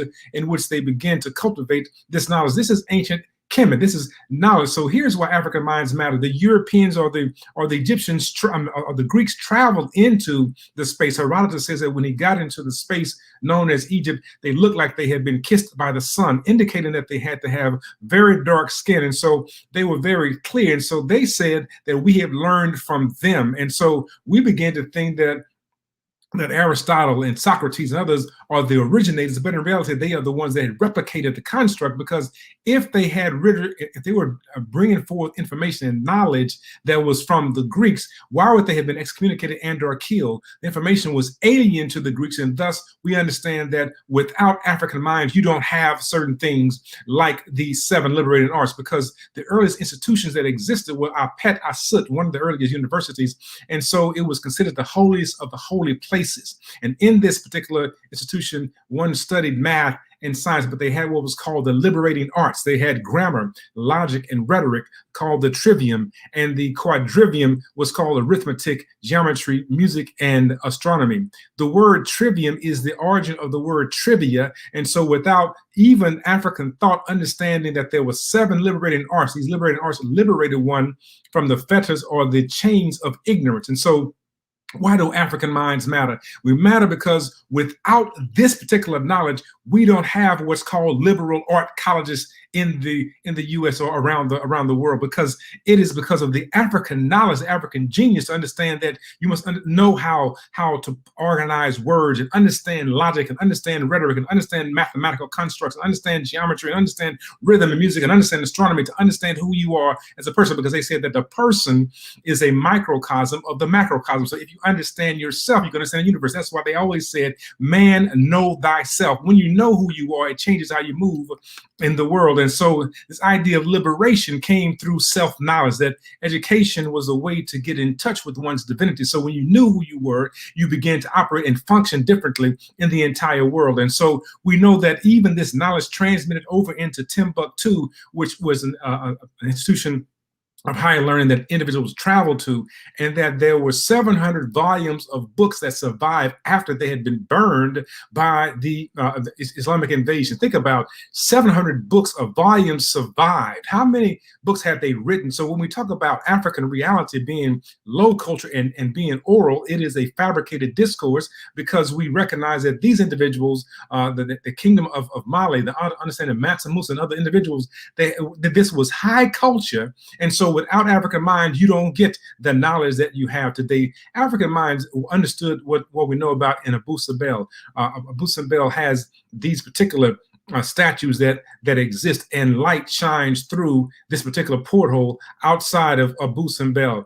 the light shines through this particular portal 2 times out of the year, February 22nd and October 22nd, and it shines straight through to the back to hit the same images inside of the particular monument. So if people did not understand geometry, rhetoric, logic, they didn't understand astronomy, they could not construct a building. And to this day, this happens. This is high knowledge. This is high culture. And so the reality is that our people, the African mind, was creating reality greater than anything that has been known. And yet we somehow believe that Africans are inferior. It is not the issue of it being inferior. The reason why somebody keeps attacking someone else is because they haven't defeated them yet.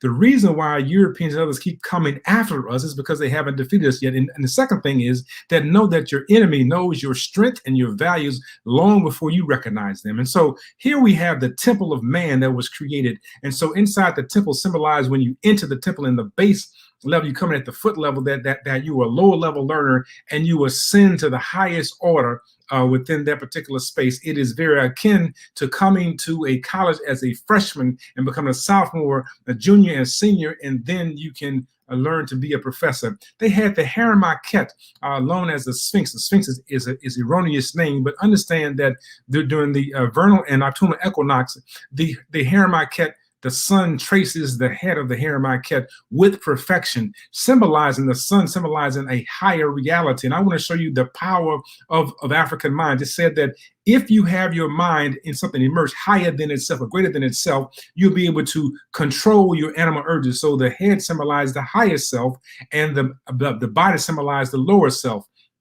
But it can only guide and govern if it was immersed in something greater than itself. And so the sun was seen as a higher reality, not seen as God, but seen as a presence of a God construct, because it was able to hit everyone indiscriminately. So this is the idea of the mind. Some talk about pyramids. Pyramids means house of fire. And so they thought that people were replicating volcanoes. But in reality, these various structures, and let me pause for a moment to say that Pythagoras could not have possibly come up with geometry if these geometrical shapes existed long before Pythagoras came along. So here is the power of the African mind. And so through some of these various portals on various pyramids, one had access to seeing celestial realities. And then sometimes the stars hit certain portals and altars throughout the entire year.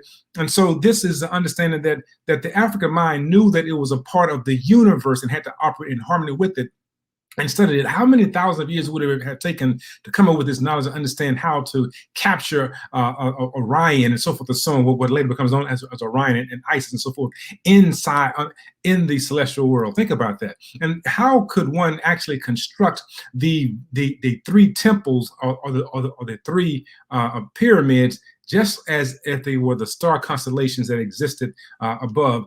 Understand that when you know how the universe operates, you can create various calendars. And so what is the first stellar calendar was invented 10,000 years ago. Here's the power of the African mind. So people talk about things starting on what's called CPT time. We call it Color People's time, or in Gambia it's called Gambian Potential time, or Africans never start things on time. But in reality, let's start with this. Let's start with this, as a matter of fact, that if it had not been for Africans understanding the concept of time, there will be no time. So anytime I start an event is my time, because my ancestors started time in the first place. So, and how do we count it and measure it? So the solar calendar was invented later, 4,100 BCE, some suggest. And so this is this calendar that many people use. Some use a lunar calendar, some use a solar calendar. The reality is that counting and measuring time comes from the mind. But this same genius was carried over to Benjamin Banneker, and he invented the first clock that had operated with perfection for 40 years. So this idea of genetic knowledge, of understanding how to measure and count, is within us today. So we have to recognize that it's not only back here, but it's also here in Benjamin Banneker. But also some talk about Africans were only a verbal or oral tradition. But if in Africa there was in ancient Kemet, there was a creation of the thing called the papyrus, which is the origination of the idea of paper.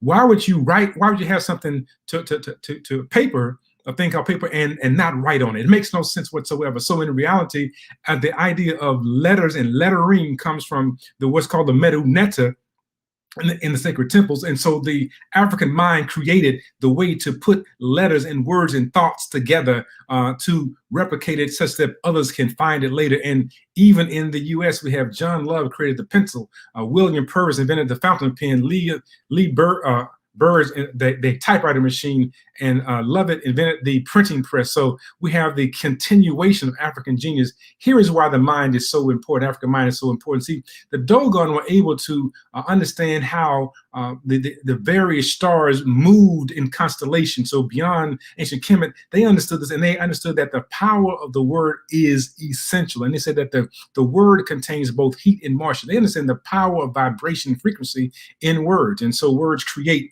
and words break down. They say the same thing that creates life, the hot, moist substance that goes into woman from man creates life, so does the word. It has heat and moisture, and it creates life, that the word was powerful. They knew that the word was from the front, the side, the back, the clear word, the sacred word, that word had face value, word had implications, the word had sound meaning, and word had something greater than itself. And so the Dogon understood the power of speaking. And so let's be clear that many times we have a population speaking to us that we begin to utilize their vibration and become a part of our reality. Anytime one buys into an ideology that they are inferior, that they are less than, then they are using the oppressor's words to alter their vibratory frequency and thus control their reality. But our ancestors understood that the word had power. And so we know that it's more than sticks and stones may break my bones. We know that words have something that is essential.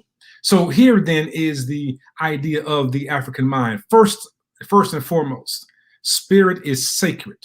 That all things are seen as being spiritual, that all sets are connected, that there's a union between the sacred and the mundane. Life is religion, and religion is life, according to John and Bitsy. Cause and effect are seen as a spiritual phenomenon. To attend to the mind is to attend to spirit. We have to understand that African-centered paradigm then for health and healing. The value of the collective is the most salient aspect of what it means to be human. The idea of communal self-knowledge is the key to total health. The spirit is a primary source of health, healing, and holism. Healing is healing of the spirit, or healing of the spirit is healing of the body.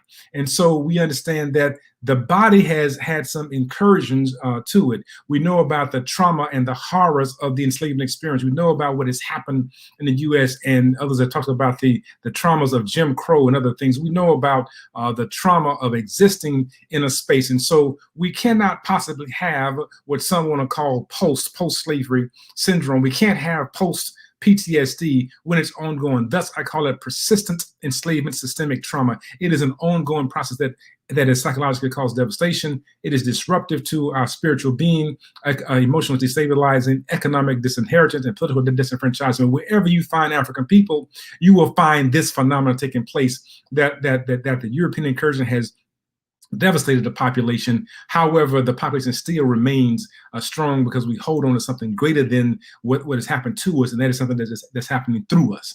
And so we understand this, that trauma has a mental, emotional, and physical component to it. That cultural trauma is something that happens to an entire group of people. And so the idea of human trafficking and the idea of incarceration in the context of enslavement, all these things have impacted the population. We know that pests manifest in how we see ourselves, how we function, the foods that we eat, the way we dress. People are in certain spaces, even in their own country, afraid to honor their own cultural realities. I've been to various African countries that are afraid to honor, for example, African rhythm, and rhythm is a drum and dance, right? So it belongs to somebody else other than themselves. It's important to understand that that is who we are as a people, and the rhythm and dance is not simply entertainment. It's about inner attainment. The ideology of enslavement is something that has to be dealt with. I want to share this, that if one does not address the dynamics of trauma, we must recognize that it causes a disruption to the body. So we have ill health within our community, where we have a low birth weight for children, or high infant mortality rate, or a high occurrence of hypertension and other things, because of the allostatic load that is taking place, that the stress of living with the trauma of being oppressed kills us. So people are dying more from what's eating them than from what they're eating. People are dying more from what's eating them than from what they're eating. And what's eating people is the idea of racism and oppression, that it causes high cortisol level, which causes plaque to build up in the arteries, which causes coronary heart disease, high blood pressure, poor glucose regulation, contributing to diabetes and low immune system, making people vulnerable to various diseases and so forth. We have to recognize that when we reclaim our minds, we're able to get centered. And that is where an African-centered psychology comes into perspective. It recognizes spirit is all.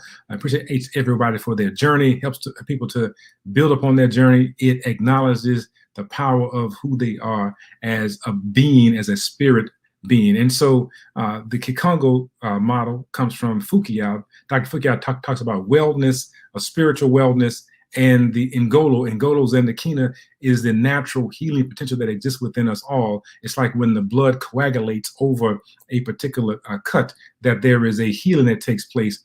That among the Congo, they understood that we are radiating in 7 distinct directions. We're radiating forward and sideways and backwards and downwards. We're getting substance from the earth. We're leftwards. We're checking our enemies. We are radiating rightward to deal with the issue of wealth, and upward to deal with our dreams and so forth. So the reality is that they understood that we were a trifold being. That is, that we're not only here physically, but we also have been here because people have gone before us, but also we are those yet to come. And so we are threefold or trifold being, radiating in 7 distinct directions all of our times. If you look at most of our dances actually move in 7 distinct directions as people are engaging in them. No matter whether you're doing cuckoo, lamban, or even the Harlem Shuffle, whatever it is you're doing, it is the same thing, and moving in directions. We understand we must recognize the power of the word, the spoken word, because what we speak becomes a reality. So words are a vibration, they carry energy. Words are thought, first thoughts informed by belief, and beliefs by experiences.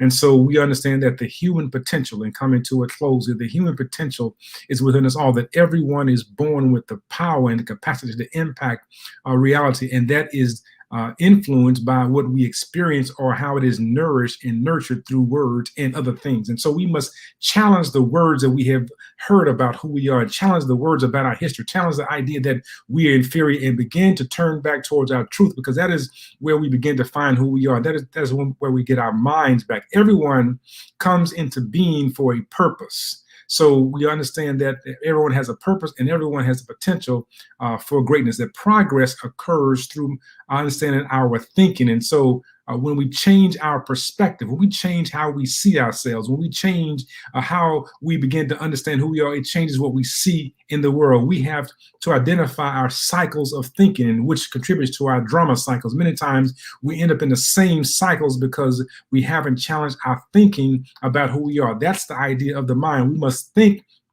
in the positive in order to transform tragedy into triumph. So the enslavement experience was a tragic moment. However, we must understand the power to be able to withstand that indicates that we have a profound purpose. And Frantz Fanon says it best. He says that each generation out of relative obscurity must discover its mission, fulfill it, or betray it. And so we have a particular calling to be able to stand firm and to recognize that we have a mission. And the mission is to move forward with our mind being sound, being solid, and not being somehow contaminated by someone else's belief system, BS, belief system about who we are and what we are. And so here is then the power, the importance of the African mind, that without the mind, the African mind, there are many inventions that we would not see, we would not experience. We would not experience things. And so we must know that the enemy comes after the mind, because as our ancestors understood that the mind leads to prosperity, health, and holism. And so I will close there, because I do not want to overstep the time that we have. I want to respect the time, because people have been tuned in for quite some time.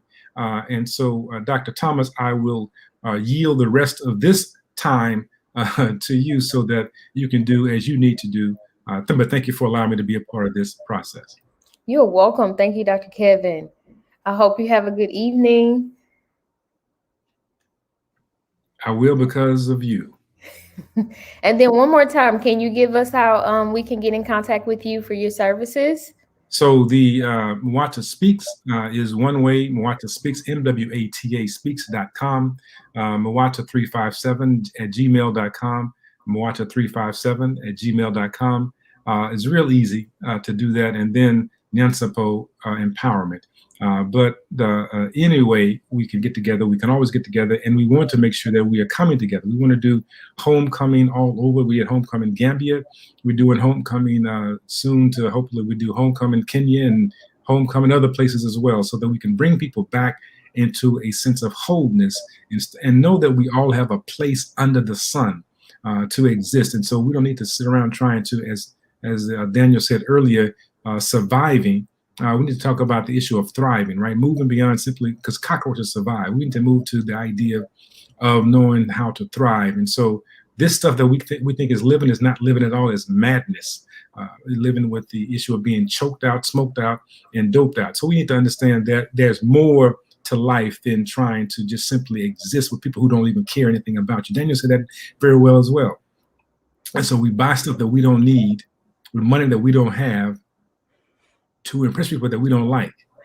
That's sickness. So we got to get our minds back together, and that is what we talk about here, is talking about why do African minds matter? Because the greatness of the universe, the greatest things that we see come from African minds. I asked the question this, Dr. Thomas, when I was in the Gambia, how can vegetation grow so well in what looks like sand?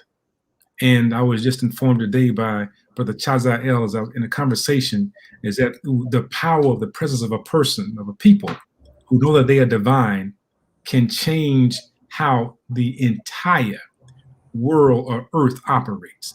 And so even when there's nothing, they have the capacity to transform it into something.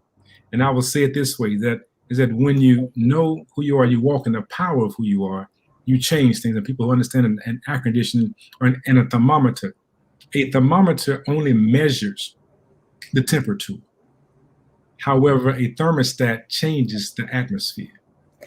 And when you recognize the power of who you are, when you walk into a room, you should change the atmosphere because of the power of your mind. Yes, yes. I love that analogy. I love it. I love it. I love it. I appreciate you again, Dr. Kevin. Bye. All right, you guys. So I'm going to be the last speaker. I'm going to go into my presentation, which you guys have gotten my spiel. I'm a registered nurse. I've been a registered nurse for 11 years. Last year, I completed my doctorate in nursing practice.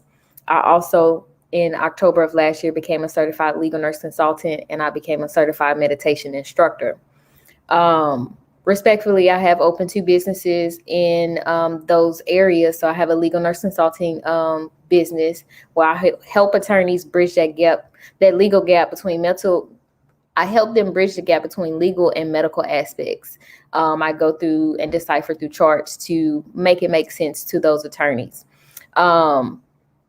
Also, with my meditation business, I am building my brand around my story and the struggles that I've dealt with mental health and my postpartum depression leading into depression is something that I deal with on a daily. So my goal is to use that platform to bring a safe haven for people to come and feel safe, sharing their experiences and being a voice and a light and a reason to give them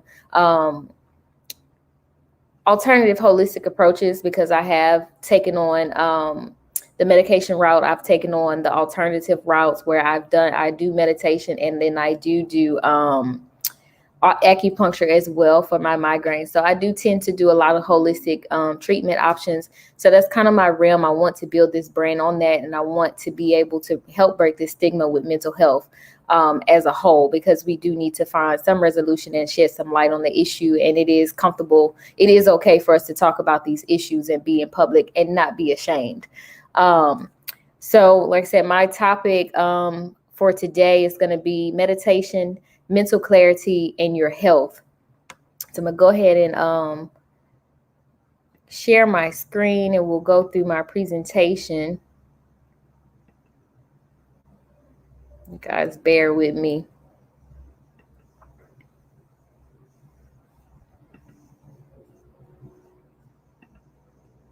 Okay, so you guys can see that. Okay. So meditation, mental clarity, and your health. We're going to go into this kind of overview. I'm going to, go give an introduction, give you history of meditation, the actual meditation process, the effects of meditation, physical health, mental clarity, and ways to take care of yourself. And then we conclude it all into one. So moving forward into the introduction, mental health and physical health coincides with one another that contributes to overall well-being. This presentation will bring awareness to finding, obtaining, and maintaining balance. A general overview of how meditation, mental clarity, and your health works together. So this presentation will give you all of that information. So some history of meditation. The practice of meditation originated in the ancient Vedic times of India and is described in the ancient Vedic texts. Meditation is one of the modalities used in the science of life. I'm sorry, you guys. The comprehensive natural healthcare system that originated in the ancient Vedic times of India. And then going a little further. So the term meditation is now loosely used to refer to a large number of diverse techniques. These techniques include contemplation, concentration, use of nature sounds such as the ocean, and guided meditation.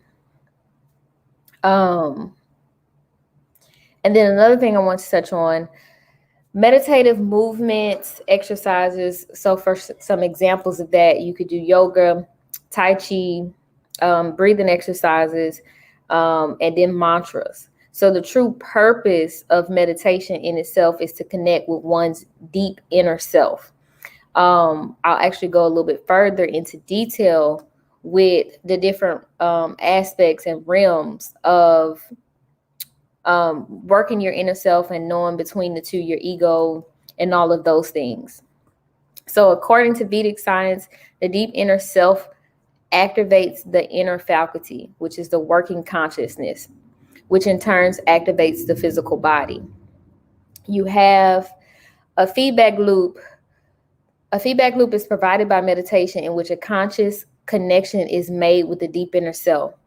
So I have to make everything make sense to me. So basically the comparison that I'm going to use. So basically in meditation, the feedback loop to the deep inner self, which is the seat of knowledge, like our DNA, it provides inner peace and bliss, which removes the accumulated stresses of life and improves overall health. So you look at those things and you know, that's the overall goal that we're trying to achieve. So you want to be at peace and you want to have bliss. So meditation kind of helps you activate that knowledge center. You find those habits, those routines that are going to work for you, whether it's breathing exercises, yoga, tai chi, doing mantras or whatnot, whatever is going to bring you back to that awareness and help you reset and release those stressors that we deal with on a day-to-day basis. So that's kind of how I make it make sense for me. So the human body, the human being consists of three aspects with their associated functions. We have the physical body, you have the inner faculty, and you have the deep inner self, which I stated earlier. The deep inner self is the seat of knowledge, like our DNA. Your inner faculty is the working consciousness, which is constantly changing, consists of mind, your intellect, your ego, and the cheetah. And then to go a little bit further, in the deep inner self, that is non-changing pure consciousness. So that you have the quality of unity and witnesses, the activity of the inner faculty. So all of those things kind of play a role with themselves, which the physical body is self-explanatory, but that inner faculty and the deep inner self are the two main things. You have your, your conscious, your working conscious, and then you have that non-changing pure consciousness, which is the deep inner self. Those are the things that we can't change. Those are the things that you want to work yourself up to in the meditation process to actually deal with and actually work on making that narrative different. And like we know, the mind processes sensory perceptions. The intellect analyzes and discriminates, decides, and judges. And then, it all plays a role with the brain. So the ego is the doer and experiencer. The cheetah is the storehouse of all memories and impressions of life.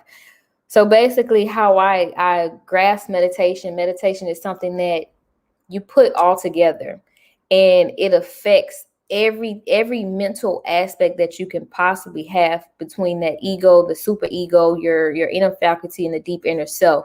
All of those things come into play and they intertwine. So that meditation process gives you the space that you need and the time that you need with yourself to basically reboot your mind. So that's kind of the huge goal of meditation and how it affects you and your mental process and the mind in itself. So I thought this was a cool fact. The meditation process takes the mind from the outer realm of the objective world to the inner realm of the inner faculty, which includes the mind, intellect, ego, and cheetah, and finally goes beyond both the outer and inner realms to reach the deep inner self. So like I said, once again, it is all intertwined into one another, and it's just about finding that complete balance amongst everything that you're doing. So let's talk about some of the effects of meditation. So meditation, we all know it's a stress reducer. It does help decrease anxiety. It does help decrease depression. It does reduce pain, physical and psychological. It helps you improve your memory, and it increases efficiency.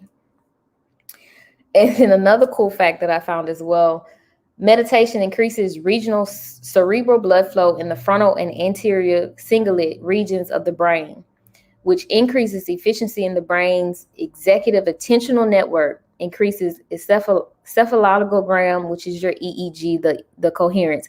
Basically, with the EEG, that basically gives you, they run tests and they look at EEGs to see what's functioning, what's going on in your brain. If you're having any seizure activity, if you're having too much anxiety, if you're releasing too many hormones and chemicals in your body, that EEG will show all of that information. And that kind of gives us something to go by to show what we need to do and how we need to change and what we need to change. Some psychological benefits: it does reduces blood pressure and heart rate. It reduces cortisol levels. It decreases your breathing pattern. It increases the oxygen utilization, and it increases melatonin. So ultimately, if you're meditating on a constant basis, you are bringing overall wellness to your mental health, your physical health, and it's just an overall well-being for yourself. And that's something that a lot of people, I don't think people know. So we need to get those things and those habits down to actually improve our health overall, and incorporating and having a habit of doing good things for ourselves. That's kind of my spiel. So then we'll go into physical health itself. We all know being in a good mental state can keep you healthy and help prevent serious health conditions. A study found that positive psychological well-being can reduce risk of heart attacks and strokes. Depression has been linked to many chronic illnesses such as diabetes, asthma, cancer, cardiovascular diseases, and arthritis. A fun fact, around 50 to 80% of people with mental health conditions will also have sleeping problems. I think, this is a very true fact that we deal with, and this kind of plays a role into having a routine of what you do to promote your mental well-being as a whole. We deal with these stressors on a day-to-day basis. Certain things may happen. You may be dealing with a disease, a chronic disease. Sleep is an important part of all of that as well. Meditation, having a routine will help you sleep better at night. And like I said, it's all tied into you being in a better mental state and a better physical health and just being all around in a well-being state. It was another fun fact that I came across, says individuals are more likely to smoke cigarettes. The biggest thing with cigarettes stimulates the release of dopamine in the brain. And dopamine actually influences positive feelings in the brain. So a lot of times you see these patients and they're smoking and they have these nicotine addictions. This explains it. They have these nicotine addictions because the nicotine in the cigarette is triggering the production of that chemical dopamine, which is causing them to go in overdrive and it's making them feel happy at the moment. So a lot of times that's why it becomes a bad habit, because it makes them feel good at the moment. So a lot of times you'll see patients and people that are dealing with depression, they tend to gravitate towards smoking cigarettes or drinking alcohol or having drugs, because those things actually trigger in their mind and it gets them to produce those chemicals, making it seem like they're in a happy state when in actuality they're not, and they're causing more harm than anything by actually adding on that extra habit onto their health. So that was a pretty cool fact that I ran across that I wanted to share. And then going into mental clarity. So a lot of times, this was two important factors that I seen. There are two types of thought-provoking activities that take place in the mind. You have spontaneous mind wandering and you have mindful awareness.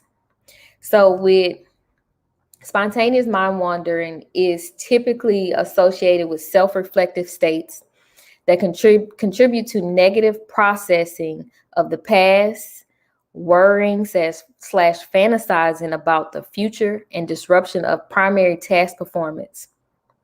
And then your mindful awareness is described as a focus on present sensory input without cognitive elaboration or emotional reactivity, and is associated with improved task performance and decreased stress-related symptomologies. So a lot of times, that spontaneous mind wandering is bad for us. That spontaneous mind wandering is us being worried about things that we can't control, us being subconsciously worried about things that you really don't think you're worried about, but you are worried about.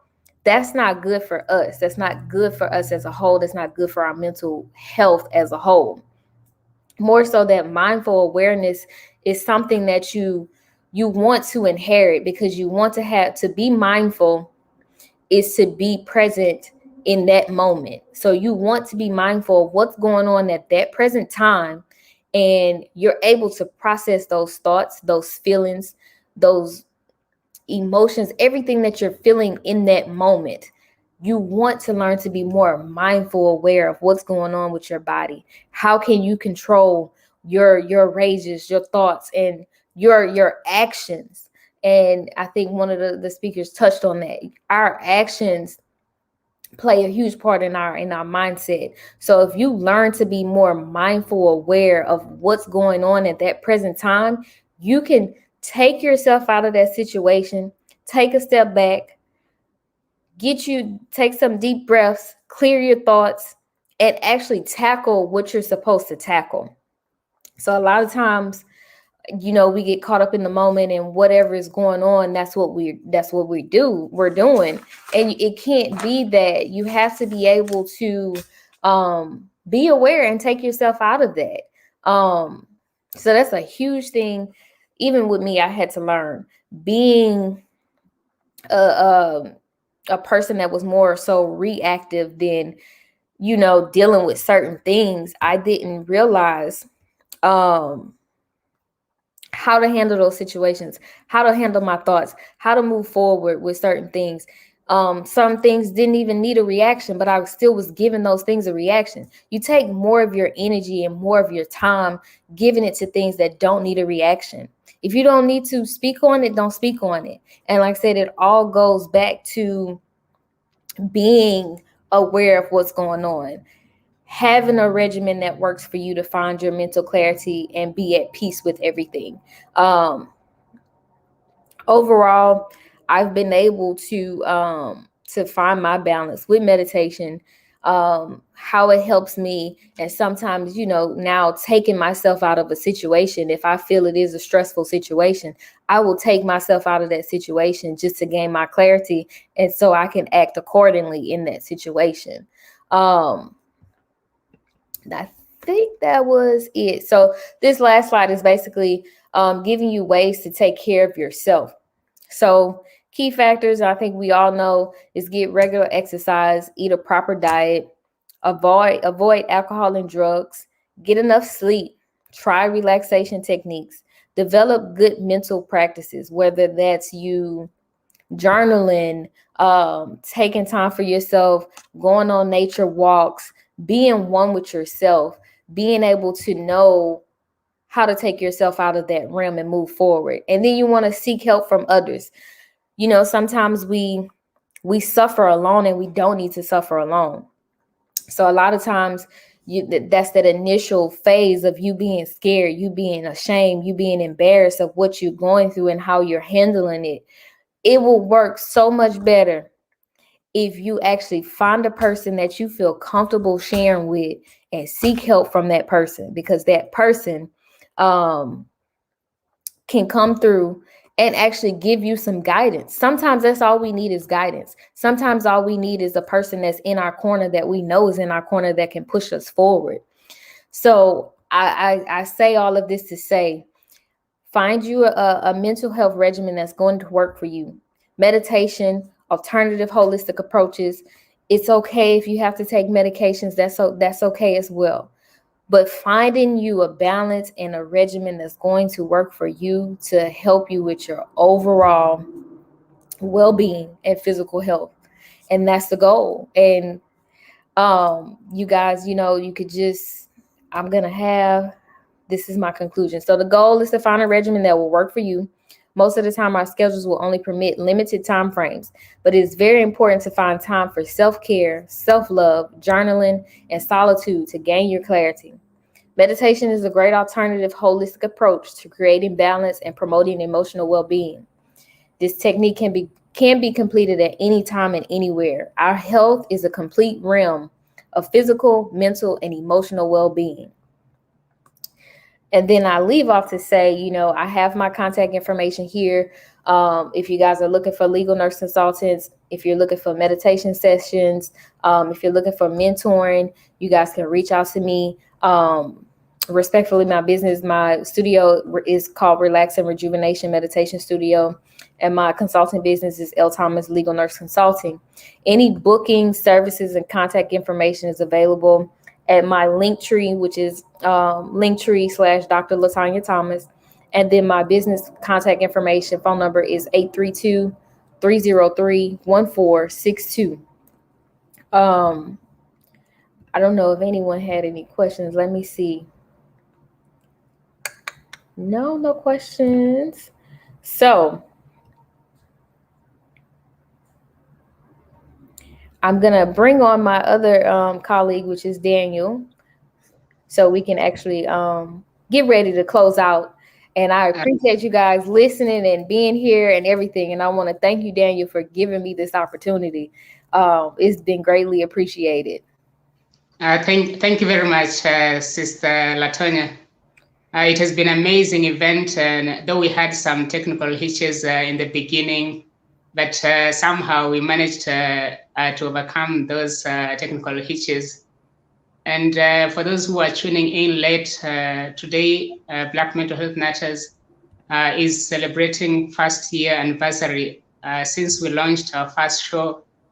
And after we did that, Black Mental Health Matters has grown into one of the largest mental health advocacy movement. And the idea is to eradicate stigma among Black communities. We are seeking to unify all Black mental health professionals all over the world so that we can work towards creating solutions when it comes to mental health. We anticipate that in the near future, we'll be able to have a research center that will focus on mental health. And also, we are looking forward the next year that we have outreach programs so that we can reach out to people of African descent, whether they're in Africa, in the Caribbean, in the United States, in Europe, and all over the world. We host Black Mental Health Matters show every Saturday, and we invite all Black psychologists interested in being part of Black Mental Health Matters to join us. Just an announcement to make today. Something good happened, and in the Smiling Coast of Gambia, we hosted our first ever headball matches. And we are going to play a less than a minute premiere video so that you know what to expect in the coming broadcast. Thank you, all our hosts, and I'd like to extend my gratitude to all the speakers, the panelists who graced this occasion. I'll leave it to Dr. Latonya to take it away and then end the event. Thank you very much, Dr. Latonya. Thank you. All right, you guys. So I'm gonna let you guys watch this video that he put together. So we'll play that, and then I'll come back and I'll end, and we'll adjourn for the day.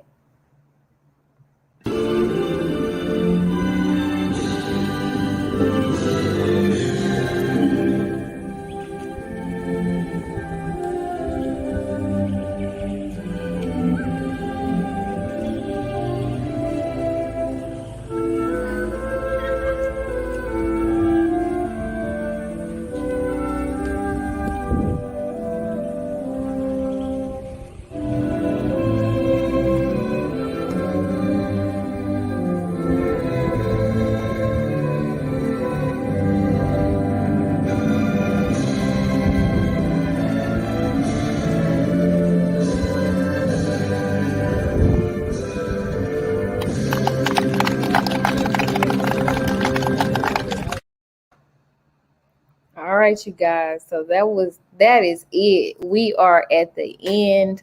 I hope you guys gained a lot of information. As we talked about, we touched on PTSD, we touched on gender-based violence, substance abuse, mental health issues in relationships. We talked about the mistrust of women, pre and post pregnancy. And then we also talked about impacts of rejection and the impacts that it has on our mental health. And lastly, we discussed meditation and how it can help you in being an alternative outlet for your mental well-being. So I'm going to end, and I wish you guys nothing but the best. Be looking forward for our further events and movements. Like Daniel said, we host every Saturday for Black Mental Health Matters. Definitely follow us on all social media platforms. And I appreciate you guys for being here with me. Thank you.